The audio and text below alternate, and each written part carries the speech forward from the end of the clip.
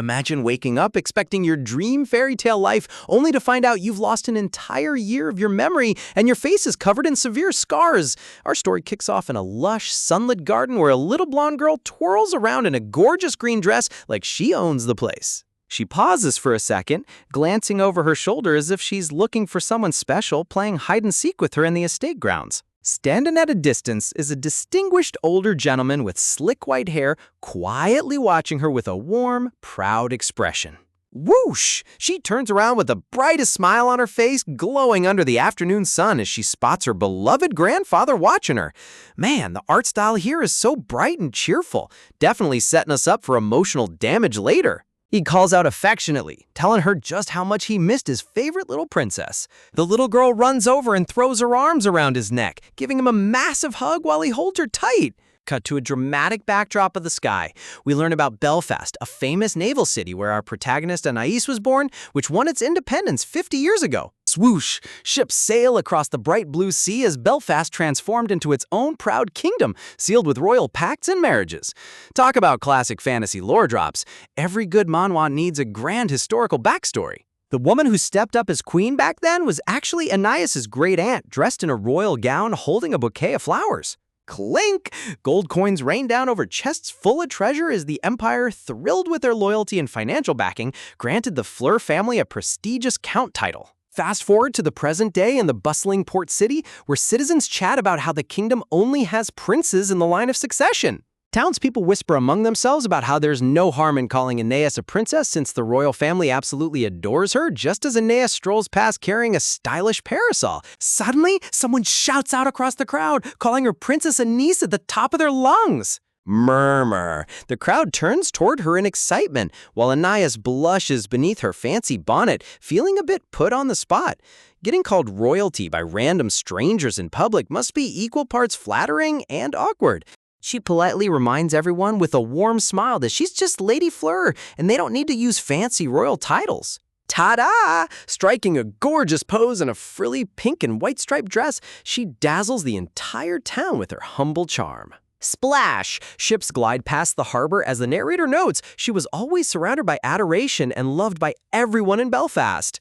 Crackle! Kaboom! Suddenly, dark blue atmospheric shadows engulf a majestic mansion as a piercing scream echoes through the air. Gasp! Anais snaps back to reality, staring at her hands wrapped in thick medical bandages while her face is bruised and covered in horrific scars. Panicking, she turns toward her reflection in the vanity mirror, desperately asking her nanny if this horrible nightmare is some kind of sick prank. Her nanny bursts into tears, asking if she truly doesn't remember what happened, leaving Anais trembling in horror because her memory is completely blank. Amnesia on top of a tragic accident? The author really pulled out the full angst combo card here. Flashback to just the night before, Anais was sitting peacefully at her vanity getting her hair prepped in a cozy sunlit room.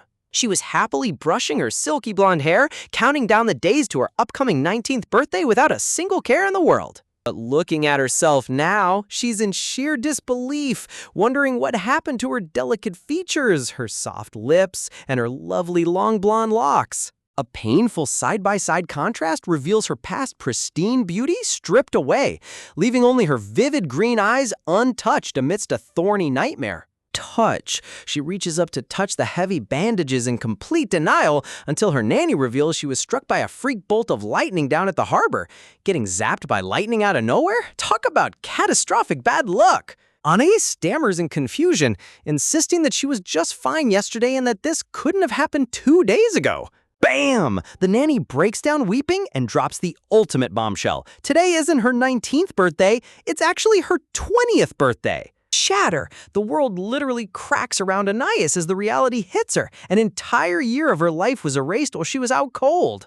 Thud! The nanny drops to her knees in sorrow, confirming that yes, a full 365 days have vanished from Anais' memory. Closing her eyes in sheer despair, Anais prays to anyone listening that this whole situation is just a bad dream. Thud! Overwhelmed by shock, her body gives out as she passes out right in front of her panicked maid. Classic FL dramatic feint, but honestly, after learning you lost a whole year, who wouldn't pass out? Roar! Suddenly, dark demonic energy swirls around a terrifying dragon shadow as a mysterious voice commands Aeneas Fleur to go and save the world.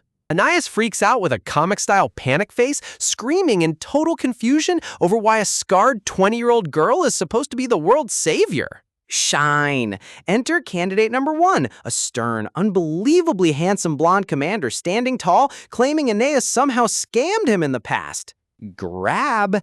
Candidate number 2, the intense crown prince who forcefully grabs her arms, insisting she's his long-lost first love. Sparkle! Candidate number 3, a captivating dark-haired beauty with glowing pink eyes and an irresistible playful charm. He gives a sly, seductive smirk that practically screams trouble, and let's be honest, this guy's design is definitely going to split the comment section. Crack! Anais appears trapped inside a giant crystal constraint while dealing with a ridiculous multi-level marketing scheme run by a world transmigrator. Flutter? Gliding down in a magnificent blue dress, Aeneas has to reclaim her stolen jewels, restore her family's honor, dodge love interests, and somehow stop an apocalypse. Glow! Set against a glittering cosmic background, her wild, chaotic, and tear-filled romantic adventure officially begins. Flourish! Shifting back to where it all started, ever since she was a little girl, Aeneas dreamed of living out a real-life fairy tale princess story. I'm just a language model and can't help with that. Her grandfather chuckles warmly, reassuring her that everyone in Belfast considers her their true princess anyway. Her maid smiles fondly as little Anais clutches a storybook, asking what it really means to be a princess. The childhood art here is dangerously wholesome compared to the drama coming up. Sparkle! An illustration shows an ideal princess floating over an open book. Someone who always speaks kindly, wears gorgeous dresses, and maintains flawless poise. Cut to Aeneas in her youth, standing under a dramatic spotlight in a breathtaking white ball gown adorned with royal blue ribbons. She mentally prepares herself, determined to carry the heavy responsibilities and expectations that come with being Belfast's beloved lady. Glow. An extreme close-up highlights her brilliant emerald green eyes, filled with determination and innocence. Flutter! Surrounded by glowing blue butterflies, Anais looks like a true fairy tale heroine, completely unaware of the chaotic destiny waiting for her. Imagine waking up expecting your dream fairy tale life, only to find out another soul took over your body for a whole year while you were completely out cold. Back in reality, frantic screams echo through the grand estate as panic erupts across the hallway. Whimper! The servants are in total meltdown mode, screaming at the top of their lungs to get a doctor immediately before things spiral completely out of control.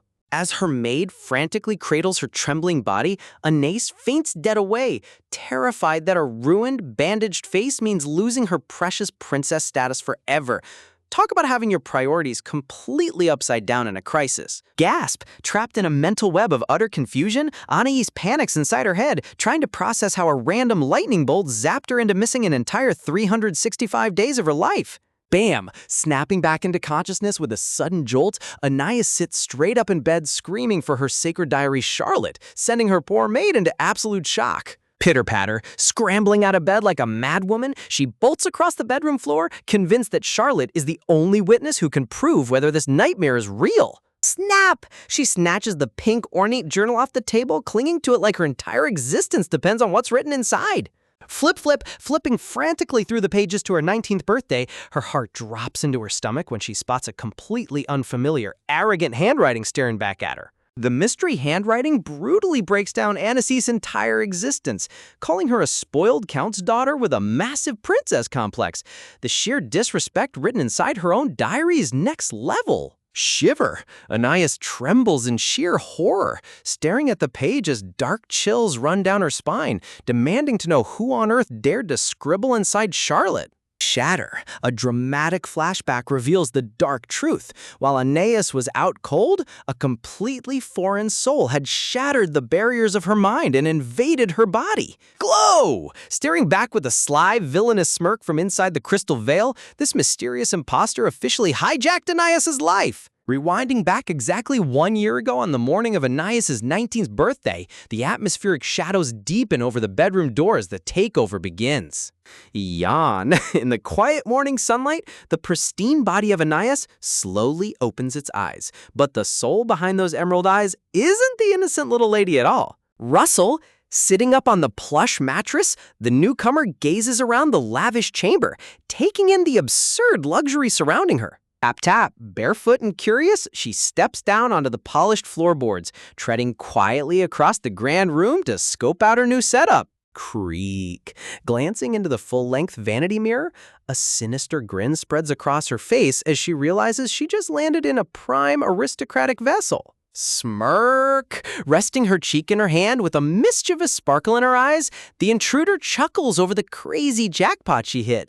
You can tell right away this soul's gonna cause absolute chaos in this manner. Thud! Spotting a knocked-over candlestick on the carpet, she realizes she narrowly escaped death in her past life, only to wake up surrounded by high society wealth. Rummage! Determined to figure out where on earth she ended up, she starts snooping through every hidden corner and wooden drawer in the bedroom. Flash, spotting a hidden book tucked under the bed frame, her eyes light up as she pulls out Anais' secret diary with a triumphant laugh. She bursts out laughing at the silly name Charlotte stamped on the cover. Honestly, naming your diary like it's a pet is pretty cute, but this soul has zero mercy. Scratch. Skimming through the entries, she analyzes Anais' age, single status, and noble background, trying to guess which webtoon or novel world she'd transmigrated into. A wave of fake pity washes over her face as she reads through the innocent thoughts of the original body's owner. Memories. She reads all about Anais' loving parents showering their beloved eldest daughter with endless affection and royal gifts.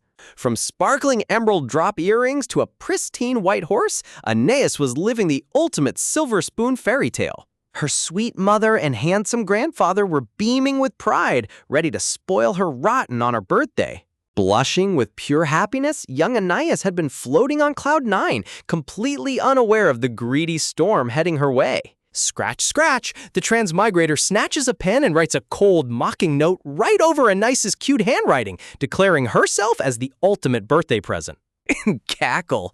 She cackles out loud in the dark room, mocking Anais for being a spoiled brat, while secretly loving how ridiculously filthy rich her new family is. Talk about textbook evil transmigration behavior. Tapping? She taps her pen against the parchment, wondering what divine joke brought her into this specific body when she was no saint in her past life. Sparkle! At first, she considers using this golden opportunity to turn over a new leaf and live as a peaceful, beloved lady surrounded by endless wealth. But that wholesome idea vanishes instantly. With a dark smirk, she decides a boring, peaceful life isn't her style. It's time to play the role of Princess Anais and take over everything. Fast forward 2 whole months later, just 10 days before the real Anais is scheduled to wake up from her slumber. High society noblewomen gather in the sunlit garden, giggling over how Anais used to annoy everyone by talking in third person, but seems totally changed today. Glow! Dressed in a stunning burgundy velvet gown, the fake Anais radiates high-class charm, dazzling the local ladies with her flawless composure. The gossiping noblewoman fully expects Anais to brag endlessly about her natural beauty like she always used to. Blush! But instead of boasting, the impostor just blushes sweetly, keeping her eyes closed in an act of pure, humble elegance. Clap! She gently grabs the lady's hands, sweetly offering to share her exclusive beauty products with the entire group. Murmur. The crowd drops their jaws in realization. The Fleur merchant family is launching a brand new cosmetic line, and Anais is pulling off the ultimate sales pitch. Wink. With a smooth wink and a subtle sip of tea, she hooks every single noblewoman at the table, leaving them desperate to place an order. Cheer! The ladies cheer in excitement as she casually offers to send free samples right to their grand estates. Sip! Sipping her tea with an absolute mastermind smirk, her emerald eyes flash with total business dominance. Man, this Transmigrator went straight from villainous to multi-level marketing CEO real quick.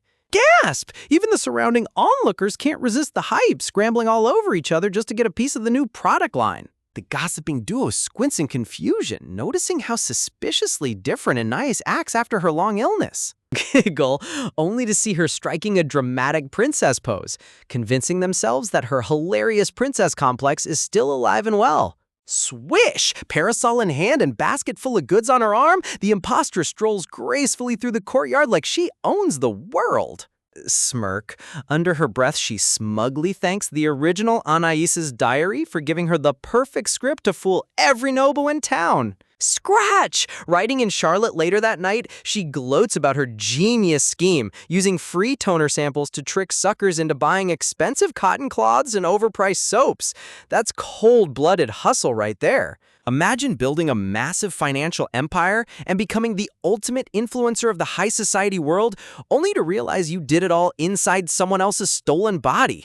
Lying back on her luxurious bed, the fake Anais holds up a pouch bursting with gold, gloating over how noble ladies never buy just one item. With money pouring in from every corner, she explains her mastermind scheme, starting with dirt-cheap products before expanding her line and turning wealthy socialites into eager investors with insane returns. Sparkle! As wild rumors spread through every grand estate, the line of rich investors looking to dump their cash into her business blew up overnight. Man, this Transmigrator really turned a fantasy otome world into her personal Wall Street. Citizens and aristocrats alike gather under the bright morning sun, completely hooked on the hype.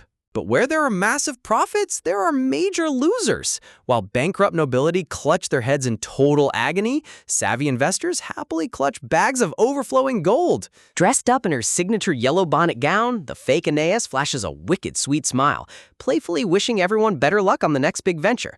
Talk about cold-blooded capitalism at its finest. Shiver. Back in reality, the real Anais' hands tremble uncontrollably as she clutches her pink diary, reading every horrifying word left behind by the imposter. Slumping onto the cold floor rug with her head wrapped in medical bandages, tears stream down her face as she desperately prays that this whole nightmare is just a sick joke. Crack, boom! A massive bolt of lightning shatters the midnight sky over the manor as the dark truth hits her like a freight train. Some evil swindler hijacked her life and ran a massive high society scam using her face. Flashback to happier times when young Anais was just a sweet, innocent little girl handing out homemade cookies to her adoring maid staff. Thud. Even as a child flailing dramatically on the carpet, Anais was super sharp and quick to pick up on the moods of everyone around her. Standing before her stern grandfather, she gets questioned about skipping your dinner just because she threw a fit for a pair of trendy kingfisher feather shoes. Honestly, skipping dinner for fancy footwear is top-tier spoiled brat behavior, but you've got to respect the commitment to high fashion. Anais puts on her sweetest, most innocent angel face, completely unfazed by the questioning. Meanwhile, her nervous maid peeks from behind the heavy wooden door, silently praying for forgiveness for spilling the tea to the Grand Master. Scream! Flashback bubbles echo with young Anais throwing a full-blown tantrum, screaming that she's the only noble girl in the kingdom without those iconic feather shoes. Flail! She rolls around on the grand rug like a dramatic toddler while her nanny flat out tells her that her birthday gifts for the year are already locked in. Dragged right into her grandfather's massive study, Anais stands before his heavy mahogany desk while her nanny whispers a quick warning not to blame her. But instead of throwing another childish fit, Anais looks her grandfather dead in the eye and calmly admits that her past behavior was completely silly and pointless. Gasp! The entire room freezes in total shock as she casually suggests donating her entire luxury gift budget straight to the Royal Navy instead. Sparkle! Framing her cheeks with her hands like a literal angel, she beams brightly, saying a charitable donation would make her birthday so much more meaningful. Her grandfather's jaw practically hits the floor. Look at those wide eyes! He was fully prepared for a tearful meltdown, not a political power move. Tilting her head with a cute, playful pout, Anais teasingly asks if he's really gonna scold her for wanting to do a patriotic good deed. Roar! Throwing his head back, her grandfather bursts into proud, booming laughter, completely charmed by his clever little princess. Crackle! Returning to the present night, the fire flickers weakly in the hearth as the real Anais lies awake in the dim light, realizing her doting grandfather isn't here to comfort her. Staring up at the dark canopy with bandages wrapped around her head, she realizes everyone bought the amnesia excuse, meaning not a single person noticed her soul had been replaced. Memory fragments flash through her head. The imposter sent her loving parents away on a long-distance merchant ship cruise under the guise of a vacation gift. And even worse, when her grandfather fell ill, the fake Anais had him shipped off to a distant rural villa to, quote, recuperate in total isolation. Bam! Sitting straight up in bed with panic in her eyes, Anais realizes the dark truth. The imposter intentionally, systematically isolated her from every single person who truly loved her. Twinge! A sharp, excruciating pain suddenly shoots through her chest, making her double over as dark magic sparks fly around her body. Wrapping her arms tightly around herself, she shivers violently under the blankets, telling herself she has to stay conscious and keep thinking if she wants to survive. Gasp! She bites her lips so hard it bleeds, fighting off the agonizing physical pain racking her entire body. Drip. Tears spill over her bandaged face under the eerie blue moonlight as she desperately reminds herself that crying alone in the dark won't save her life. She remembers warm childhood memories of her parents holding her close. Crying only works when you have someone there to hold you, and right now, she's completely on her own. Glare! Dark realization sets in as she stares into the void. If she doesn't figure out a plan right now, surviving that lightning strike won't mean a thing. She'll be dead for real. Clenching her fists in the quiet bedroom, Anais connects the dots and realizes that the swindler who stole her body was almost certainly a possessor. Glow! Because in this world, souls invading someone else's body isn't just a bedtime story, it's happened before. Flash, a shadowy vision shows a mysterious girl floating in a galaxy void, the official term for crazy women who randomly spawn into the kingdom claiming to know the future from another world. Shine. It all started a few years ago around the Grand Imperial Palace, when strange women began popping up across the continent out of nowhere. The first possessor went completely unhinged, rushing right up to the crown prince and screaming that they were destined to be married because she read the script. Palm tree? Look at the prince holding his head in absolute utter exhaustion. Imagine being a royal and dealing with random dimensional travelers demanding marriage on a Tuesday. Clang! The delusion didn't end well. She got thrown straight into a dark dungeon while high society nobility gossiped about how the lady lost her mind after a bad horse riding accident. Rattle, screaming behind iron bars, the girl rattled the cage in total despair, crying out that everyone was living inside a fictional book. Swoosh! But while everyone wrote her off as insane, the second possessor appeared just 1 month later amid the freezing snowstorms of the northern border. Draped in a heavy winter cloak, this second girl marched straight up to the notorious Grand Duke of the North, proposing a mutually beneficial contract. She laid all her cards on the table, telling the terrifying Duke that she possessed future knowledge of their book world and could secure his victory if he married her. Nobles across the land held their breath, convinced this crazy girl was going to end up frozen solid in the northern tundra for daring to bother the icy Grand Duke. Snap! But against all odds, the ruthless Grand Duke actually smirked and took her hand, accepting the contract marriage right on the spot. Talk about hitting the male lead lottery. Flourish! The second possessor's legendary success completely changed the game, paving the way for a third possessor to try her luck. Cut to a sunlit palace balcony where a handsome royal chuckles softly, asking the newest girl if she also claims to know the future and wants to marry him.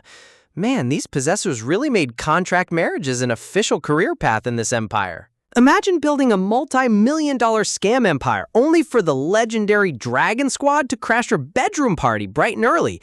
A mysterious hooded figure slowly steps into the grand hall, dropping her cloak right in front of the throne with maximum dramatic tension. Throwing back her hood, she dramatically claims to be the long-lost childhood first love the ruler has been searching for his entire life. Talk about an explosive entrance. Sparkle, golden hair flowing under the cathedral lighting, she strikes an angelic posture, convinced her dramatic sob story is going to win over the court in 2 seconds flat. Bang! Just as she prepares to collect her royal crown, the grand heavy doors swing wide open with a violent thud. Gasp! Not 1, not 2, but 3 identical blonde girls burst into the room screaming that they are the real childhood first love. Man, these possessors really need to update their shared script. Shuffle, as chaos erupts across the entire capital, rumors sweep through the streets faster than wildfire about a sudden influx of mysterious girls claiming to see the future. Glow! Floating in a sea of cosmic starlight, another possessor clutches a magical grimoire, boasting that she holds ultimate knowledge over the world's destiny. Drama. From humble kitchen maids to high society noble ladies, possessors start spawning everywhere, frantically screaming warnings about an almighty dark entity ruling the continent. Roar! That's when the ancient black dragon himself snaps.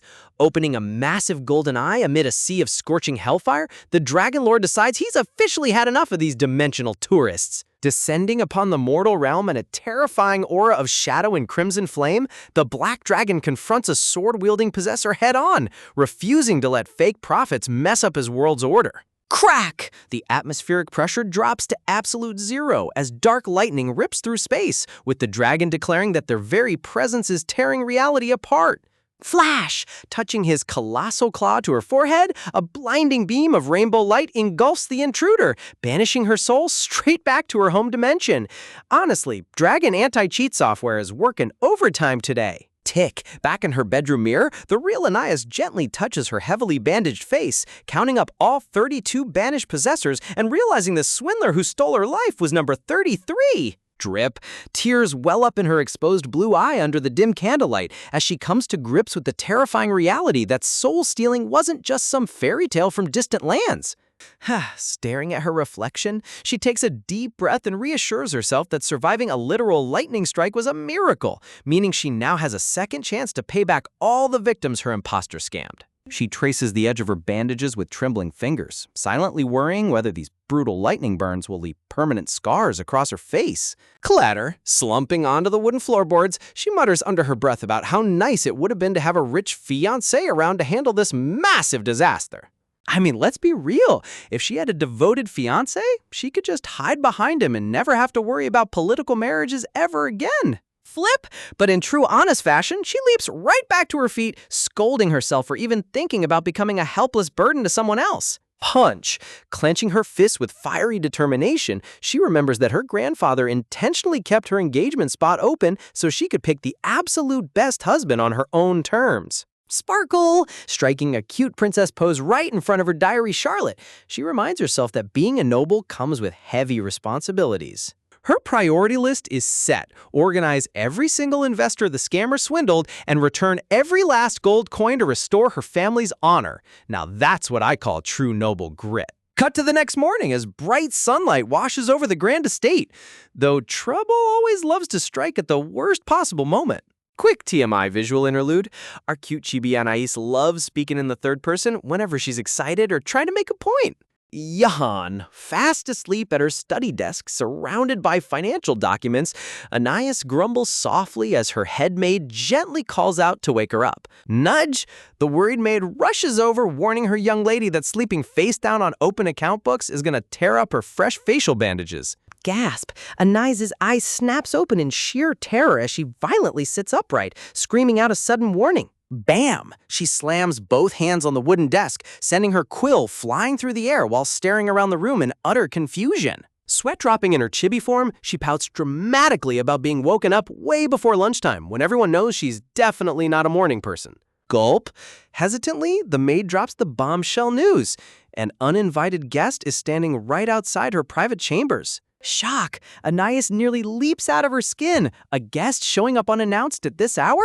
Knock, knock. As heavy knuckles rap against the wooden door, Anais frantically points out that her birthday party was canceled, and she looks way too rough to see visitors. Creak. But before the maid can even respond, the heavy bedroom doors swing open with zero hesitation. Wham! Anais clutches her chest in disbelief as the intruder casually excuses his barging in, leaving her ready to blow a fuse at his audacity. Shine! Stepping into the room, surrounded by a literal main character aura, stands a striking, blonde-haired commander clad in an immaculate military uniform.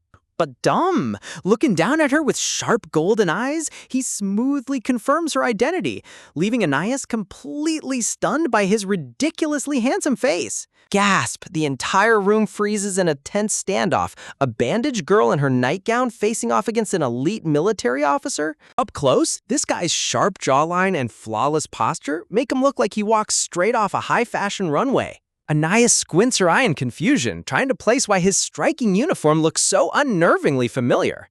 Raking through her mental database, she confirms one thing: his name definitely isn't listed in the official regional nobility registry.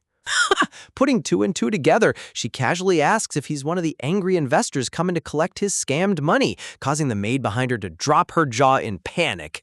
She sits back up with full royal dignity, scolding him for disrespectfully bursting into a sick young lady's private bedroom like a debt collector. Stop.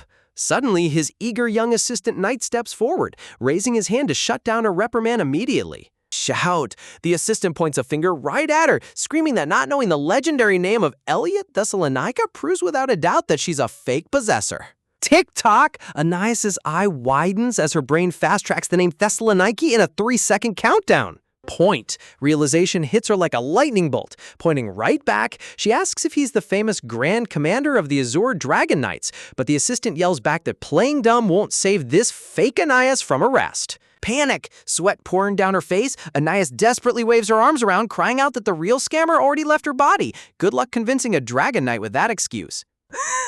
Cut to a chibi Anais wailing towards the sky as her peaceful morning officially turns into a total disaster. Flashlight. Quick lore recap. Ever since the Black Dragon manifested, the Azure Dragon Knights have served as the continent's ultimate peacekeeping force for over 500 years. Chill! Standing as the direct representative of the Dragon Lord himself, Commander Elliot Thessalonica is the absolute worst person to get tracked down by, the ultimate possessor hunter who brings every intruder straight to Dragon Judgment. Facing down an elite military squad in your nightgown while covered in bandages is bad enough, but realizing the drop-dead gorgeous commander might just lock you up forever?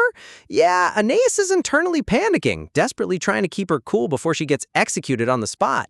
Her brain goes into hyperdrive, analyzing the situation like a grandmaster chess player. Since they said, "Come with us," instead of drawing their swords, she realizes she's not getting executed today, giving her one narrow window to talk her way out of this mess. Slipping straight into ultimate damsel in distress mode, she clutches her neck bandages and hitches her voice, lamenting how she wishes they had arrived just a little bit sooner to save her from her ordeal. Sparkle! She hits them with her best puppy dog eyes, swearing that she's a total victim of false accusations. But Assistant Knight Atlas isn't buying it for a single second, bursting into laughter and mocking her for using the oldest possessor trick in the book. Gasp! Refusing to back down, Anais throws her hands over her chest, dramatic tears brimming as she swears on the sacred honor of the Fleur family that she's innocent. Honestly, you gotta respect her dedication to the craft. But Commander Elliot drops an ice-cold reality check, looking down at her with zero emotion and reminding her that her family's honor is currently worth absolute garbage. Stiff! Anais completely freezes in place, standing barefoot in her oversized pink nightgown as the sheer brutality of his verbal smackdown sinks in. Talk about a total mood killer. Shout! Atlas jumps right back in to rub salt in the wound, yelling about how the possessor scammed half the nobility and even wiped out Elliot's family investments, causing the poor maid in the background to look like she's about to pass out from horror. Grab! Losing his patience entirely, Atlas lunges forward and forcefully grabs Anais by the wrist, shouting at her to cut the talk and come along peacefully. Pain. Anais winces in agony as her fresh injuries get yanked. But before things can get ugly, Elliot's stern voice echoes through the room, ordering his assistant to back off immediately. Tap. Placing a firm hand on Atlas's shoulder, Commander Elliot makes him release her wrist before turning those mesmerizing green eyes directly toward our bandaged heroine. Soft. Instead of throwing her into cuffs, Elliot smoothly asks if her injuries are all right, leaving Anais wide-eyed and completely speechless at his sudden jowlness. Think. Anais' internal alarm bells start ringing like crazy? What on earth is this commander playing at? The height dynamic between them in this panel is honestly hilarious. Elliot towers over her like an absolute wall of muscle while she stands there looking like a tiny bandaged cinnamon roll. Suspicion creeping into her mind? Anais wonders if this handsome commander is just playing good cop to lower her guard before dragging her off to the dragon's dungeon. Shine! I mean, look at this man's visual portrait. The artist literally turned on maximum main character lighting. How's anyone supposed to think clearly when looking at a guy like that? Drip! A rogue tear slips down Anais' cheek under her bandages, surprising even herself as the overwhelming emotional strain finally catches up to her. Panic! Her loyal maid rushes over in a total frenzy, pulling out a handkerchief while warning her not to rub her damaged skin, leaving both high-ranking knights standing there feeling extremely awkward. Sigh. Anais realizes that tears only ever fall when there's actually someone around to care. Taking a deep mental breath as memories flood back. Flashback. Just 2 days ago, she was the adored jewel of the realm, but after waking up from that lightning strike, everyone abandoned her, leaving her branded as a dirty scammer carrying a secret she can never reveal. But as she glances back up at Commander Elliot, his golden green eyes don't reflect any of the hatred or blame the rest of the world holds against her. While the maid dabs her tears and Atlas complains about the commander being way too soft, Anais catches her breath. feeling a strange sense of comfort in Elliot's steady gaze. She buries her face into the silk handkerchief, cringing at how ridiculously pathetic and humiliating she must look in front of the Empire's top elite force. Chibi! Regaining her composure, she offers a polite apology for her sudden breakdown, and Elliot simply nods in quiet understanding. Sparkle! Chibi Annie sniffles in the corner, secretly rationalizing that maybe his comforting aura is just a side effect of him being wildly attractive. Hey, valid point. Stop! Atlas steps right back into the frame like a total party pooper, raising his hand a reminder that emotional sob stories won't change the fact that the Dragon Lord personally ordered her arrest.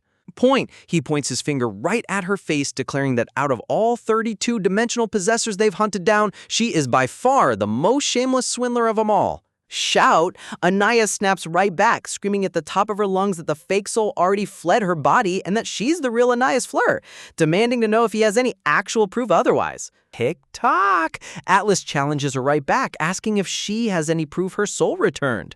Anais glances over at the mountain of fraudulent ledger books on her desk, realizing she's trapped in a massive logical paradox. She frantically searches her brain for a way out. How do you prove a negative when all the evidence points to a crime you didn't commit? What would a real noble princess do right now? Glow? In her mind's eye, she pictures the legendary royal heroines from her childhood history books, leaders who used intellect and law rather than throwing helpless tantrums. Turning back to Atlas with total poise, she lowers her voice and casually asks if he happens to know the famous historical tale of Princess Rydens. Huh? Both knights blink in complete confusion, caught entirely off guard by her random pivot to a historical case study. Lecture! Anaya smoothly explains how 25 years ago, Princess Rydens was framed for a high-profile murder and faced impossible odds to prove her innocence, with Elliot listening intently to every word. Lore! This isn't just some obscure fairy tale either. It's a legendary historical precedent known by every single educated noble across the entire continent. Light! With her single exposed teal eye gleaming under the bandage, Anais highlights how complex and tangled that murder case was back in the day. She points out that the Azure Dragon Knights were the ones who ultimately resolved it, causing Atlas to scoff and ask if she's ridiculously expecting them to solve her personal problems too. Drama! Standing tall with her hand over her heart, Anais drops a heavy truth bomb. Proving you didn't do something is practically impossible because a lack of action leaves absolutely zero physical evidence behind. Tapestry! She reminds them that to buy Princess Rydens enough time to uncover the real culprit, the commander of the Azure Dragon Knights personally stepped up and guaranteed her innocence. Hero! She focuses right on Elliot, emphasizing that the true duty of the Azure Dragon commander has always been to stand as a shield for the falsely accused. Flourish! Dramatically extending her hand forward like a theater star on opening night, she makes her grand play right in front of the entire room. Lore recap. Man, the artist went all out on these stained glass historical tapestry panels. It really sells the grandeur of the Dragon Knight's ancient legacy. Wham! She strikes a breathtaking, heroic posture, looking Commander Elliot straight in the eyes as she delivers her ultimate request. Sweat. Atlas's jaw drops to the floor as a sudden, terrifying realization hits his brain like a freight train. Shock! Atlas practically screams in disbelief, asking if this crazy bandaged girl is seriously asking their Grand Commander to become her personal guardian knight. Panic! Inwardly, Anais starts sweating bullets. She only wanted a temporary grace period, but realizing she just asked the man whose family her imposter scammed to be her sworn knight makes her wonder if she completely blew it. Commander Elliot stands completely motionless, his expression unreadable as he stares down at her with sharp, intense green eyes. Tension. The atmosphere drops to absolute zero as Elliot slowly parts his lips, quietly addressing her by her full name. Crackle! Suddenly, glowing crimson runes rip through the air as Elliot utters a divine command, casting an ancient truth-binding spell directly onto her body. Zap! Red magical lightning surges around Anais's frame as the truth spell locks onto her soul, the ultimate dragon anti-cheat system activation. Will she survive the lie detector test? Anais takes a deep, anxious gulp as the sheer weight of her situation settles in, her heart pounding against her ribs while she waits for the commander's verdict. Elliot stares right back with an unreadable, razor-sharp gaze, declaring in a deadpan tone that he isn't lying about his intentions. Clasping her hands dramatically over her nightgown, Anais puts on the ultimate innocent performance, looking like a helpless victim caught in a tragic storm. Her single exposed teal eye glints under the bandages as she addresses the Grand Commander of the Azure Dragon Knights directly, playing her final strategic card. Gasp! She hits him with a bold ultimatum, basically telling him that if he really intends to drag her away and execute her right here, he might as well get it over with. Shout! Back in the mansion's opulent hallway, Atlas's urgent voice echoes as he tries to talk some common sense into a superior officer. Elliot calmly explains to his frustrated assistant that they agreed to stay at the mansion temporarily, rather than throwing her straight into a cell, giving her time to prove her identity. Bang! Atlas snaps back, shouting that giving an alleged dimensional scammer free rein is nothing short of a massive waste of time. Elliot turns his cold, stoic face toward Atlas, quietly calling out his name with an authority that instantly cuts through the argument. Tension. Elliot reminds him that the divine authority granted directly by the Dragon Lord himself resides within his body, causing Atlas to freeze mid-sentence as a realization hits him. Panic! Atlas throws his hands over his head in total shock as Elliot stands tall with his sword, confirming the mind-blowing truth. Glow? You see, the commander of the Azure Dragon Knights possesses the Black Dragon's ultimate authority, an absolute power that forces whatever words he speaks to become undeniable reality. Elliot reveals the kicker. Earlier, he used his Divine Dragon command to order Anais not to lie. Confusion? Atlas gasps in complete disbelief, asking if that means the girl is actually telling the truth about being innocent, but Elliot admits the situation is far more complicated than that. Sparkle! Because such god-tier magic is ridiculously powerful. Wielding it triggers a severe physical backlash on the caster if conditions aren't met. Scratch. Atlas scratches his cheek in confusion, wondering if the spell simply failed to activate, leaving Elliot lost in thought as he analyzes his own magic. Looking down at his hand, Elliot softly notes that this eerie anomaly is actually the second time his truth command has malfunctioned like this. Chibi! Atlas turns into a totally baffled chibi doodle, sweating profusely as Elliot gives him a calm, deadpan nod. Seriously, this artist's comedic chibi switches are top-tier comedic timing.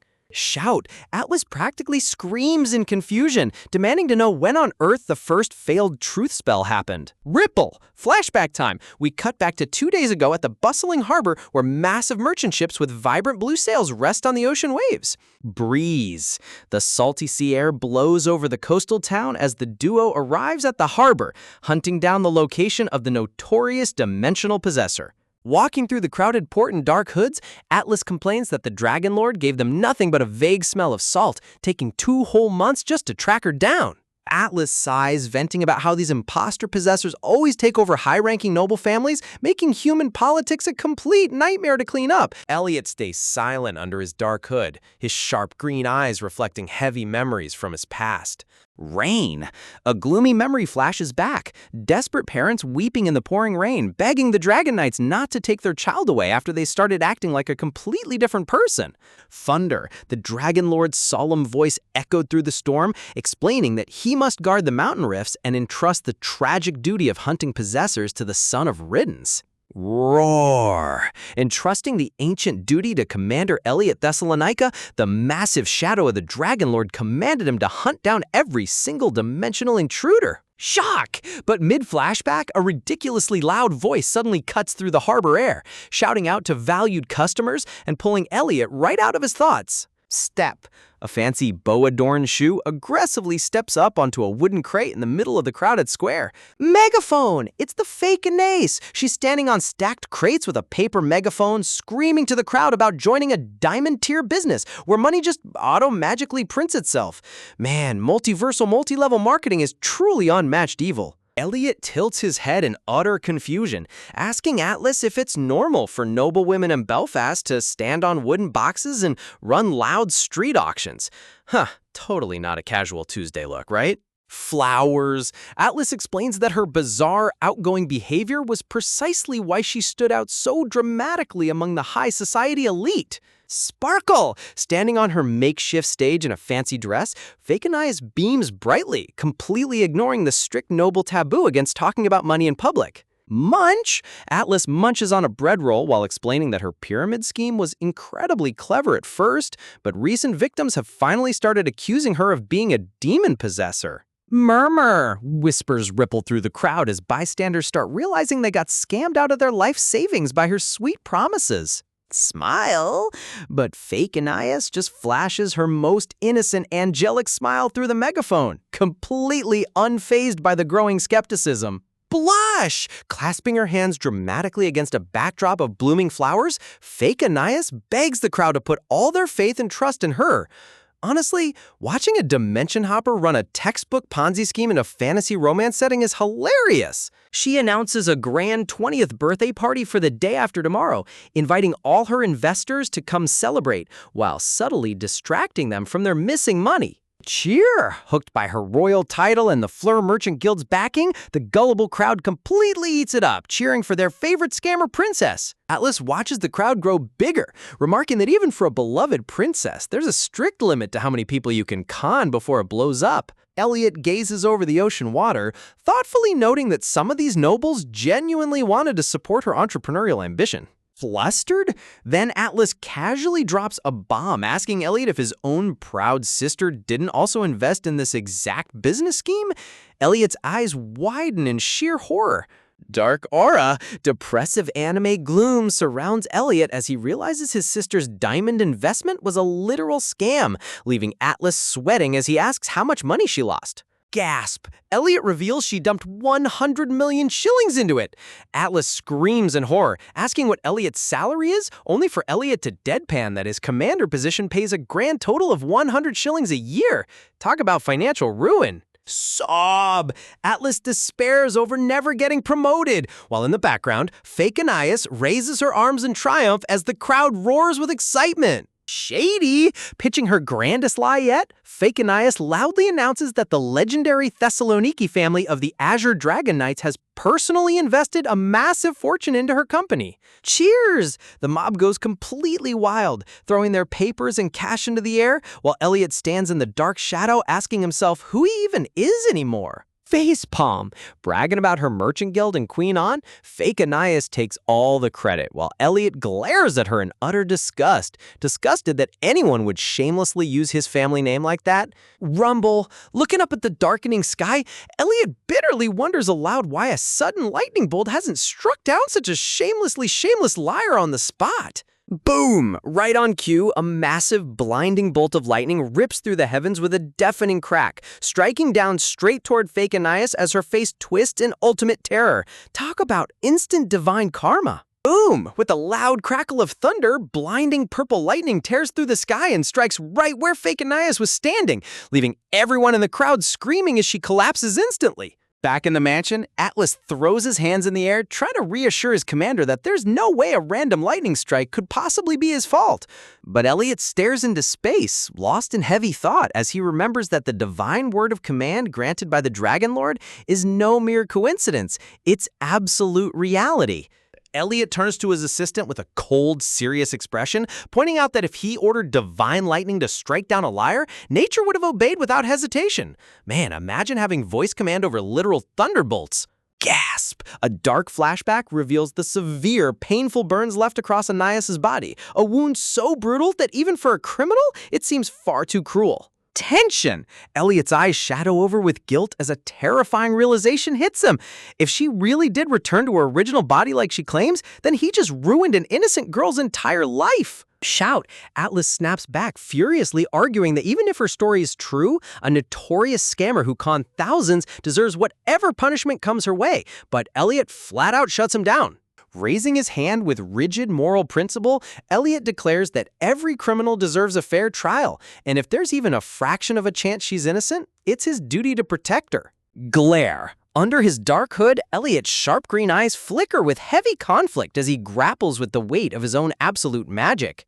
He mutters to himself in total dismay, knowing that if the real Anais really did return to her body after the strike, he mistakenly executed a victim of possession. Refusing to compromise his moral code, Elliot doubles down, asserting that true justice demands defending the innocent, no matter how complicated the situation looks. Sweat, Atlas rolls his eyes in utter exasperation, realizing his commander's hyperfixation on honor is about to send him down a massive rabbit hole. Honestly, watching Atlas deal with his boss's relentless morality complex is pure comedy.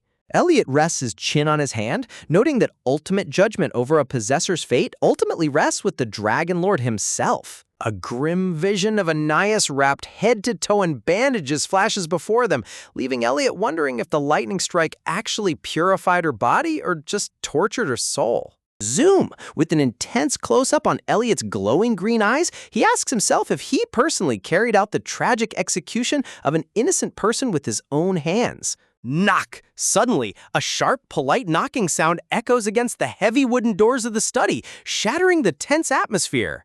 Both knights freeze mid-conversation, turning toward the entrance as a voice from the hallway asks if she can step inside for a quick moment. The door opens to reveal an elderly woman in maid attire. It's none other than Anais Fleur's personal nanny, stepping forward with a resolute look on her face. Confusion. A massive question mark floats over the room as Elliot and Atlas wonder why on earth the princess's head nanny would randomly visit them late at night. Stepping into the room with hands folded, the nanny calmly explains that she came to share crucial information about her young mistress. Tension! Looking them straight in the eyes, the nanny confesses that over the past year, she felt that many strange, unsettling things were happening with Anais. Atlas and Elliot exchange surprised looks, wondering if the loyal nanny's actually about to expose her own mistress as a fake. The nanny begins her story, recalling how it all started exactly 1 year ago on Anais' 19th birthday, when the Grand Master prepared 19 lavish gifts for her celebration. Flashback, bright lights and cheering crowds fill the grand hall as everyone clapped enthusiastically, eagerly awaiting the young noble's overjoyed reaction. Smug! But instead of smiling, Anais stood there with her arms crossed, looking completely unimpressed and thoroughly annoyed by the entire grand spectacle. Baffled, the nanny throws her hands up dramatically while Atlas and Elliot just stare back with completely blank, confused expressions. Seriously, their deadpan faces whenever someone drops drama are golden. The nanny explains that young Anais used to be a total drama queen, constantly whining about wanting trendy kingfisher feather shoes and earning the dramatic title Princess of Belfast. Sparkle. She recalls how Anais always lit up whenever she received shiny jewels and luxury accessories, making the staff assume she just disliked that specific dress design. Clapping her hands with fond memories, the nanny thought her little mistress had simply matured and grown out of her frivolous teenage trends. Dark aura. But after that birthday party, her behavior took a sinister turn that went way beyond being an obnoxious, spoiled noble. Crack. A terrifying image of fake Anais glares out from shattered glass with glowing red eyes, her sweet smile turning completely malicious and twisted. Lounging on a velvet couch while admiring expensive gems and potions, the fake Anais would act normal 1 second, then display bizarre, unnatural villain behavior the next. Atlas nods along, pointing out to Elliot that those unpredictable mood swings and sudden personality shifts are textbook signs of a dimensional possessor taking over a body. Glow! But then the nanny's face lights up with overwhelming joy, exclaiming that a literal divine miracle occurred right after the tragedy. She shouts with total excitement that when her lady finally woke up after getting smitten by lightning, she was 100% the original Anais they used to know and love. Huh? Atlas and Elliot lean back in total disbelief, asking the overly passionate nanny if she actually has any concrete, physical proof to back up such a crazy claim. Panic. The nanny proudly lists her ultimate evidence, Anais dramatically announcing her swoons before fainting, referring to herself in the third person, insisting on wearing pink dresses, and whining about noble refinement instead of waking up early. Deadpan. Atlas and Elliot stare at her with the most unamused chibi faces in existence. Wow, talk about the most absurd, unscientific proof of identity ever presented in fantasy history. Shout, completely unfazed by their deadpan expressions, the nanny insists that nobody in the entire universe could ever mimic such specific, ridiculous diva tendencies. Pumping her fists in the air with burning conviction, she claims that if an evil spirit really possessed her mistress, the holy lightning bolt must have blasted the intruder right out of her body. Elliot remains stoic, taking in every word as he carefully weighs her passionate testimony. Dark. Inwardly, Elliot recalls the harbor crowd shouting that divine punishment had struck the liar down, realizing that to normal bystanders, it truly looked like a holy exorcism. Atlas tries to talk sense into her as she turns to leave, shouting that such heavy matters can't be decided by nanny intuition alone, while sweating bullets over Elliot's endless brooding. Dash! Rushing out the grand doors with a cheerful smile, the nanny wishes them a peaceful night, while Atlas desperately reaches out, begging her to wait. With the nanny gone, Elliot tilts his head, quietly reflecting on everything they just heard. He admits that as her nanny, she's naturally biased toward believing her lady is safe, but hearing her detailed timeline has officially made up his mind. Dramatic. Turning to his assistant with unyielding resolve, Elliot announces his final decision. He will personally escort Anais Fleur straight to the Dragon Lord. Cheer! Atlas pumps his fists in pure excitement, thinking they're finally going to put high-grade magical bindings on her and drag her off to trial. Glow! But Elliot raises his glowing hand, revealing the catch. The Dragon Lord can read souls directly, so they won't put her under magical sleep. They'll bring her fully conscious as she is. Shock! Elliot points an accusing finger, shouting that making such a special exception for a suspect is totally unprecedented. But Elliot coolly replies that the circumstances have completely changed. What happens when you wake up in a fantasy world where magic is absolute law, only to realize the imposter who stole your body pulled off a massive crime spree in your name? Elliot knows that if Anais isn't actually a dimensional possessor, forcibly knocking her out with divine magic would be an absolute injustice. Laid out like a tragic sleeping beauty in a bed of blood-red roses, Anais looks like she barely survived a literal wrath of God. The sight alone is enough to make anyone second-guess if she's a master manipulator or just the unluckiest victim in fantasy history. Whoosh! A soft halo of light surrounds his thoughts as Elliot reasons that if she's truly innocent, she won't fight back when they escort her to face divine trial. Honestly, Elliot's strict moral compass is both his greatest strength and his assistant's worst headache. Birds chirping. The next morning dawns crisp and clear over the Grand Fleur estate, but inside the mansion dining hall, a brand new disaster is already brewing over breakfast. Gasp! The poor nanny is nearly hyperventilating, wringing her hands in complete panic over sending her fragile, heavily bandaged young lady all the way to the treacherous Vidna Mountains to meet the Dragon Lord. Clink! Anais pushes her bowl away, admitting her fragile stomach can't digest a single bite of soup in her shattered condition. Man, trying to act like a polite, refined aristocrat while your whole body feels like a burnt potato chip takes serious dedication.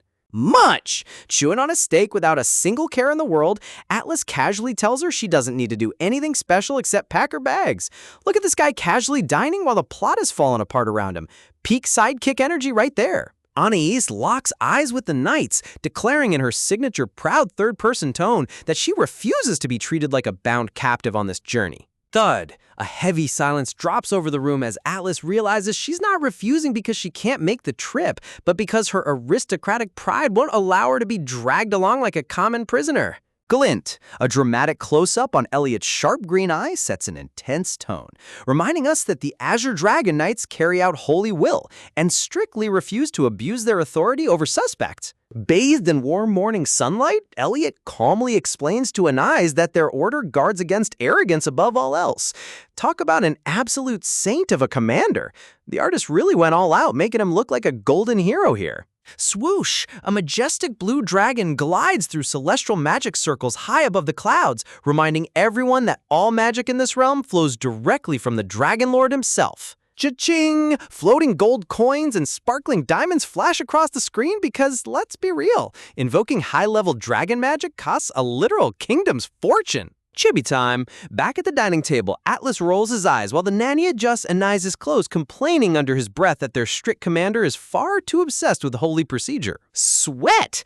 When Anais politely suggests ordering a comfortable horse carriage for the trip, Atlas practically explodes out of his chair, asking if she thinks a holy trial is some casual European vacation. Slam! Atlas fumes that they need to ride at top speed on horseback to prove her innocence, but Anais casually folds her arms and reminds him she hasn't been convicted of a single crime yet. Tap. As Atlas starts ranting about her suspect status, Anais sharply cuts him off by dropping his full noble name.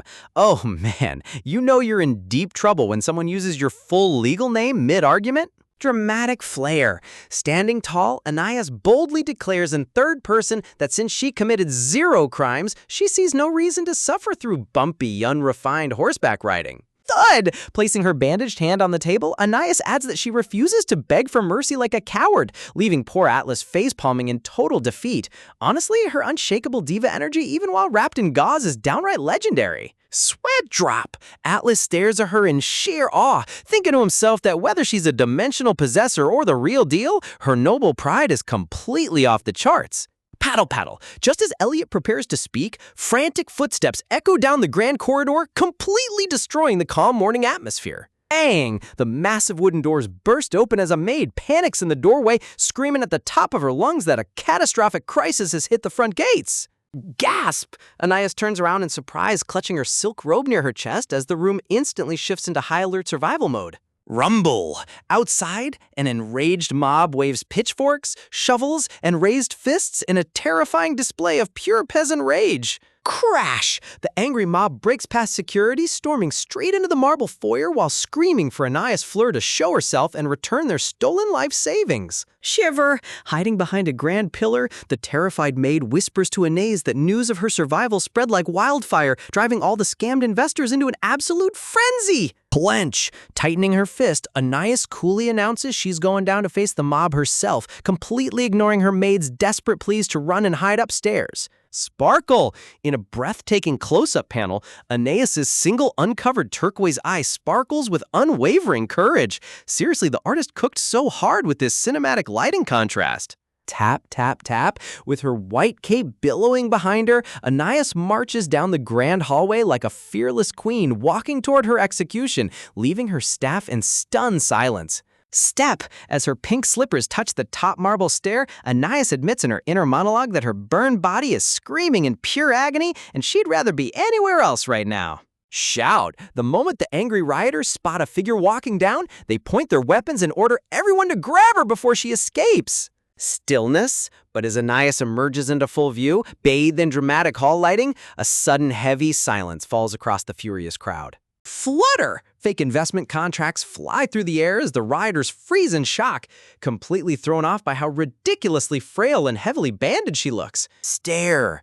With half her face wrapped in medical gauze, Anais stares down at the crowd with the calm, heartbreaking gaze that instantly shifts the room's energy. Crack! On the floor lies a shattered picture frame of the old, arrogant fake Anaisa, a subtle masterpiece of visual storytelling showing that the glamorous villain they hated is officially gone. Murmur. Confused whispers ripple through the crowd as people start pointing out that she looks less like a criminal mastermind and more like an ICU patient. Gasp! The fierce ringleaders who were ready to tear the mansion down just seconds ago are now staring in genuine guilt at her severe, life-threatening wounds. Whisper. Whispers echo through the hall as the commoners recall rumors that divine lightning struck her down, leaving her face and body a complete mess. Step, step, walking down the grand golden staircase like a tragic heroine, Anais's pathetic condition turns the mob's rage into overwhelming pity. Talk about flipping a lynch mob into a sympathy party with pure presence. Glow. A dramatic close-up highlights her brilliant turquoise eye shining through the linen wraps, proving her spirit is far from broken despite the immense pain. Gentle touch. Placing a delicate hand over her heart, Anais politely promises the crowd that as soon as she recovers, she'll personally handle all their financial concerns. Shout! But just when she thinks she calmed them down, an angry investor waves his cane in the air, screaming that she promised massive profits from a fake overseas mine. Anais winces quietly, knowing in her heart that the shameless scammer who inhabited her body definitely lied through her teeth to these poor people. What? Suddenly, a harbor worker steps up, revealing that not a single Fleur Merchant Guild trading ship has docked at the port in weeks.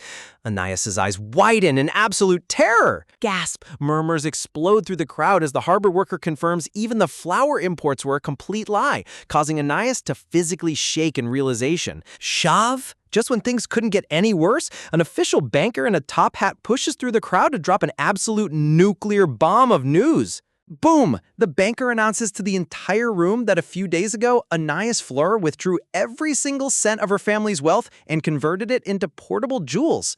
Panic. Anais clutches her chest in utter horror as the rioters realize the former possessor systematically liquidated the entire estate's fortune before skipping town.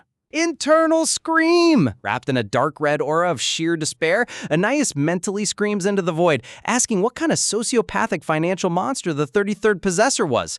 Seriously, leaving behind a continent-level Ponzi scheme is villainy on another level. Crash! Chaos erupts as the mob completely loses its mind, smashing statues, tearing down curtains, and looting the mansion in a desperate attempt to recoup their money. Imagine waking up wrapped in medical bandages only to immediately get jumped by a pitchfork-wielding lynch mob. Grab! The angry rioters literally grab Anais by her expensive robes, threatening to drag her straight to the royal castle to get their stolen money back. Crash! Anais stumbles as the crowd gets physical, tearing at her clothes while her poor maid practically screams her lungs out, swearing her lady isn't responsible for this massive scam. Swoosh! Just as the mob is about to tear her apart, a blinding flash of divine magic cuts through the air. Elliot leaps into action, catching Anais mid-fall while drawing his frost-covered holy sword. Freeze! Talk about an absolute hero entry! Elliot unleashes a massive wave of sub-zero ice magic that freezes the entire hall in a sparkling blizzard, holding Anais securely against his chest like a true male lead. Wind howls. In a breathtaking close-up, snowflakes swirl around Elliot's icy gaze. Honestly, the artist went all out with the atmospheric lighting here. This guy looks less like an army commander and more like a winter deity. Clang! Elliot plunges his massive frost blade straight into the marble floor, forcing the enraged rioters to back off in absolute terror as a cold aura radiates across the room. Standing like an impenetrable wall in front of the annealing Anais, Elliot shuts down the entire riot with pure intimidating presence alone.